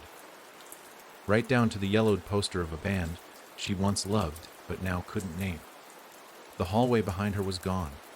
She walked forward anyway and never returned. Her sister found her shoes at the threshold 2 days later, burned at the edges and still warm. The house was fighting back, not with violence but with seduction. It knew the wounds to press now, the memories to offer. People didn't need to be dragged and screaming. They were being invited in, with promises of things they lost. A mother who just wanted to hold her son again. A man who regretted the last words he said to his brother. A girl who never forgave herself for not answering the phone. The house offered closure, but only if you stepped inside. Sarah knew it couldn't be everywhere at once. Not physically, but the blueprint was out, and people were building, not with nails and wood, with grief, with longing. They didn't need ghosts to haunt them. They had their own regrets to build the walls. Still, not everyone was falling for it. A resistance was forming, not organized, not trained, just aware. People who had seen too much to pretend it was fiction. People like Sarah, people like Lily, and people they'd never meet, like Tobias. Tobias was 43, a former architect, and an alcoholic 4 months into his first attempt at sobriety. He lived in a trailer behind a diner and hadn't slept more than 3 hours a night since his wife disappeared 6 years ago. He read Sarah's post one night on a back alley forum where the moderators deleted anything deemed unhelpfully supernatural. The post survived 42 minutes before being removed. But that was enough time for Tobias to read it, and it was enough to remember. The room his wife had locked herself in the night she vanished had never existed before. Not in that house. Not on any blueprint he'd drawn. And he was an architect. Now Tobias was building again, but differently. Not walls, not floors. He was designing memorials. Shapes that reminded people of what they'd survived. Statues of open doors with light pouring through. Benches with names carved, not of the dead, but of the healed. Tobias believed, deep in his bones, that the house could only win if it was the only thing we left behind. So he built monuments to moving forward. People started visiting them, sitting, talking, remembering out loud. And everywhere one of those monuments went up, Sarah noticed something. Reports slowed. Doors stopped appearing. And where once there had been knock, knock, knock, there was only wind. But they weren't naive. Lily said it first. One night while watching a video submission from someone who claimed their dreams smelled like burning wood. "We're not ending it," she whispered. "We're holding it back." Sarah nodded. That's all we've ever been doing. And maybe that was enough. To keep holding the door. To teach others not to open it. To drown its whispers with our voices. But then a letter arrived. No postmark. No sender. Just a square envelope, cream-colored, tucked beneath the windshield wiper of their borrowed van. Inside was a photo. A school. A cracked window. a child standing on the roof. And on the back, this one drew blueprints in his sleep. Sarah turned the card over again and saw Lily's name in the corner. Not written, signed. Sarah stared at the photo for a long time, trying to convince herself it wasn't what it looked like.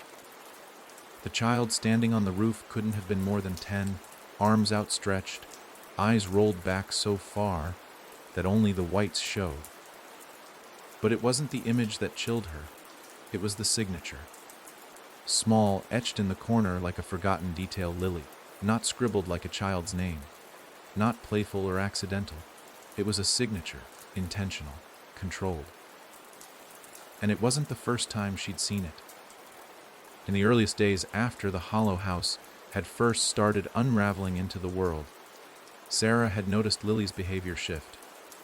At first it was minor. Her drawings became darker, her dreams more vivid. But Sarah had chalked it up to trauma. Who wouldn't change after what they'd been through? But now it felt like something else. Like the house had imprinted itself onto her. Not fully, not possessively, but strategically. She didn't confront Lily immediately. Instead, she watched, waited, observed the way Lily would sometimes hum under her breath while staring at walls, the way her fingers would twitch in her sleep, tracing invisible symbols, the way she always seemed to know where the next one would appear. And Sarah realized with growing dread that Lily wasn't just sensitive to the house's presence. She was connected to its expansion. That night, Sarah found Lily in the backseat of the van, curled in a blanket, sketchbook in her lap. The pages were filled with floor plans, hundreds of them. Every page a new configuration. Some were childish, rough sketches. Others were too perfect. Lines too clean. Rooms that bled into each other. Staircases that didn't lead anywhere. Doors drawn mid-swing as if they'd been caught opening on their own. Lily, Sarah whispered, kneeling beside her. Where did you get these? Lily blinked slowly, as if surfacing from underwater. They come to me. In dreams. She shook her head. Not dreams. Reminders. Reminders of what? Lily looked down at her hands, then up at Sarah, her face unreadable. Of what's still missing. A sick weight settled in Sarah's stomach. You're not drawing the house. I'm drawing what's left of it, Lily replied softly. The pieces that are still looking for a way home.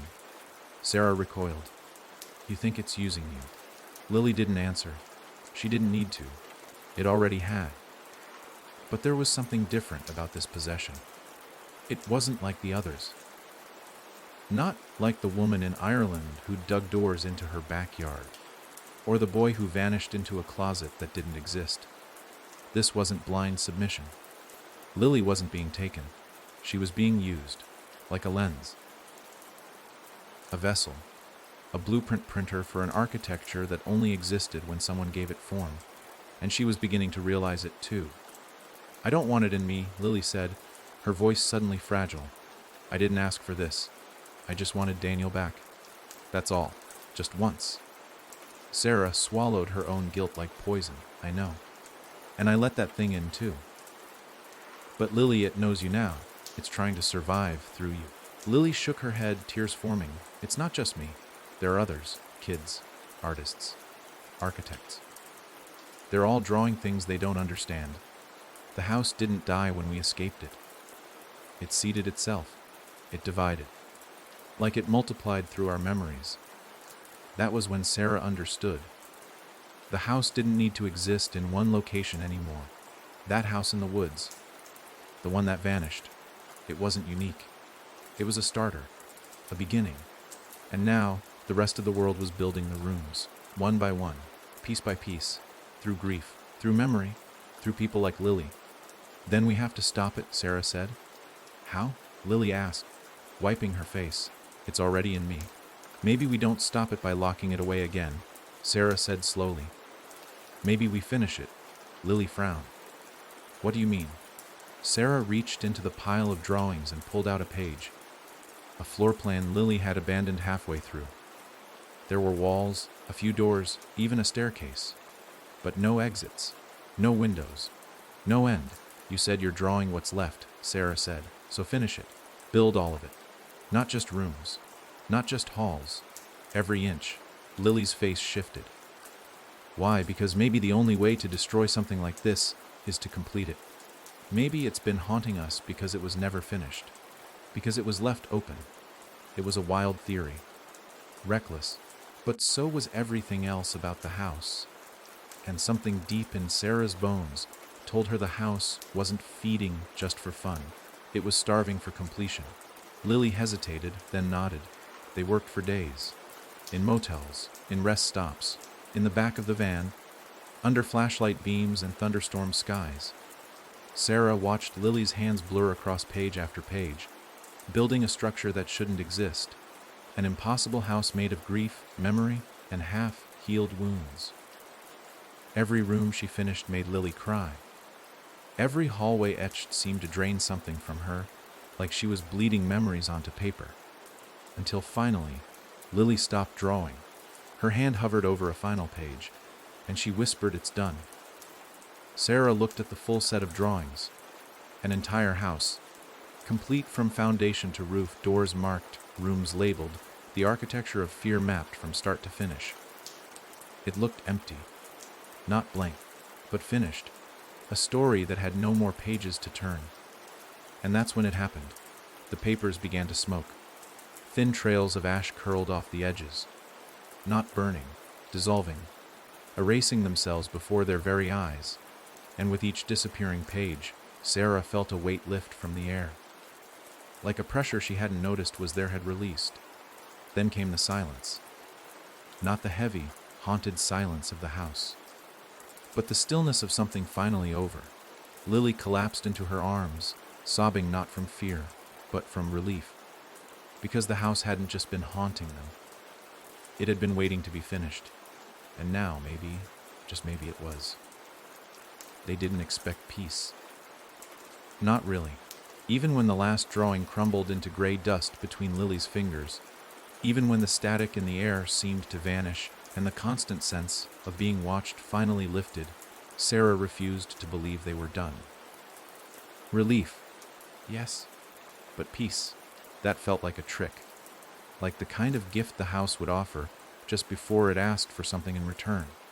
But the world changed, not in some huge cinematic way, not with storms or blackouts or people collapsing in the streets. It was quieter than that, subtle. Days passed and no new reports came in. The forums went still. The email inbox that had once overflowed with frantic messages from strangers, all claiming to hear the same knocks at night. Empty. No drawings arrived in the mail. No handprints on glass. Just silence. Lily started sleeping again. Actual sleep. Dreamless, uninterrupted sleep that made her cheeks regain color and her eyes lose that sunken glaze. Sarah would find her humming sometimes, not strange melodies from the house, but pop songs from the radio. Normal, mundane, beautiful, for the first time in what felt like a lifetime. They stayed in one place, a small house on the edge of a quiet lake, rented cheap from an old woman who said she didn't believe in anything, least of all ghosts. It had no basement, no attic, just 2 bedrooms, a kitchen that always smelled like pine, and a porch where the wind whispered only the names of birds. One night, Sarah stood out there, staring at the reflection of the moon rippling across the black water, and asked herself, is it really over? And for once, no answer came. No whisper, no knock, just the absence of presence. That was the real gift, not peace, but the silence that came after something enormous has ended. But endings, real ones, never come so easily. A week into their stay, Lily brought home a book from the local library. A book she hadn't checked out. She said it was just sitting on the return shelf with no barcode. Leather bound. Heavy. No title on the spine. Just a small house etched in gold on the cover. Sarah's breath caught when she saw it. Because that house, it wasn't from the drawings. It was from before. Before Sarah had ever opened a door. Before Lily had dreamed her first nightmare. It was the house from Sarah's childhood, the one she'd lived in until she was 8. The one she had forgotten. Or thought she had. She took the book from Lily, fingers trembling. Inside, the pages were blank, all except one.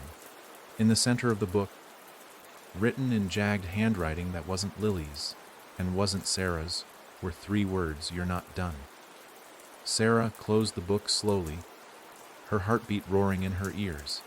That night, she dreamed of a door in the lake. Not above it, not behind it, underneath. She saw it open. She didn't wake up screaming. That was the worst part. She woke up calm and felt wet footprints on the floor beside her bed. She didn't tell Lily. Not yet. She told herself it was a leftover thread, a lingering echo, nothing more. But deep down, she knew the house hadn't been finished, only paused. Because here was the truth. No one wanted to hear you can complete a story, but you can't erase the idea of it. Not when it's been passed between minds, spoken aloud, remembered. The house had changed shape, yes, but it hadn't left. It had moved down, into deeper places. Beneath memory, beneath dream, beneath the skin of the world, it had grown tired of doors.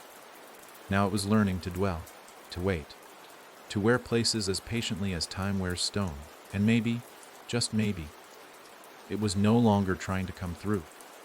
Maybe it was waiting for us to come to it. They say true horror doesn't howl. It doesn't snarl or scream or chase you through the dark. True horror waits. It becomes part of the silence, learns your rhythms, lets you forget it's there. Until one day, you open the wrong drawer, or turn too sharply in a mirror, or find a book that no one checked out, and you remember it. You see it again, not for the first time, but the last. Sarah had known, deep down, that this ending wouldn't come with fire. There would be no final confrontation, no heroic moment of exorcism. The house was too old for that. Too quiet, too patient. It didn't break down walls. It seeped through the cracks in the mind, and it was waiting for her. The footprints by her bed kept returning, damp, bare, always facing the lake. She tried chalking it up to sleepwalking, to memory residue, to trauma, anything but what she knew it really meant. The house was calling again, but this time, not from within walls or through whispers in the mind. It was calling her home. She kept the book hidden from Lily, locked it in a box beneath the porch, burned it once, but the ashes reassembled, always showing the same message: you're not done. But Sarah was tired. So was Lily. The drawings had stopped, but Lily still twisted in her sleep some nights, murmuring in a language she didn't know. Not words, really, just shapes. The sounds buildings might make if they had voices. Sarah knew the signs. The house hadn't finished building. It had shifted strategies. And so, one morning, long before the sun rose, Sarah left. No note, no goodbye, just silence. She walked to the lake, into the stillness, until the water touched her knees. Then her waist. Then her chest. The moon was high, but the lake reflected nothing. A black mirror, flawless, waiting. And then she saw it. The door. Half open beneath the surface, just where her reflection's heart would be. No handle. No frame. Just an entrance to something that should not exist. She took a breath and stepped in. There was no splash, no sound. Just the shift. And then, silence. She stood in a hallway. Narrow, endless. Doors lined each side, every one pulsing slightly like they were breathing. The air was thick with memory, heavy with things not quite remembered. And at the end of the hall, a light. Not bright, but steady. She walked toward it. The first door she passed whispered, not words, just emotion. Grief, regret, shame. The next one showed her a flash of her childhood home, a birthday party, a cake, and then Daniel's face, covered in blood. She didn't stop. The next showed her Lily, small and terrified, locked in a closet that shouldn't exist. Then her mother's voice, her father's silence, her own screaming, silent now, useless. She passed them all, because she knew where the hallway led, the final room, the heart of the house. It wasn't locked. Inside was a chair and a mirror. The walls were black. The floor didn't exist. It was just void. As if standing anywhere was a lie the room tolerated. And in the mirror, herself. But not broken, not weeping. Not scared, she was smiling. Sarah approached. The reflection didn't move. It stared. And then the reflection spoke. You built this. No, Sarah said you did. The reflection stood. Same clothes, same eyes, same everything. But behind those eyes was something else. Not malice, not possession, just completion. You think this ends with memory? The reflection said. You think silence saved anyone? Sarah didn't answer. You finished the blueprint, it continued. You mapped the trauma. But what you never understood, it stepped closer, was that I am not the house. Sarah frowned. Then what are you? The reflection smiled. I am the room you never leave. And then everything went still. The door vanished. The hallway collapsed. All that remained was the room. And Sarah. Alone. But she wasn't afraid. Because now she understood. You don't destroy a haunting by escaping it. You destroy it by accepting it. Naming every shape it ever wore. Every lie it whispered. Every room it ever trapped you in. And then, by sitting down, and choosing not to leave. Because that's what the house feared most. Not screams, not flames, but someone who refused to run. Sarah sat. The mirror disappeared. And the house stopped breathing. It didn't collapse. It didn't burn. It just ceased. Because she'd taken the final room from it, and left it no doors to open. And that was the story of the Hollow House. A story about fear, about grief, about memory, and the spaces we let pain live in too long. A story with no jump scare at the end. Because maybe the scariest thing isn't what knocks. It's what we build to keep it company.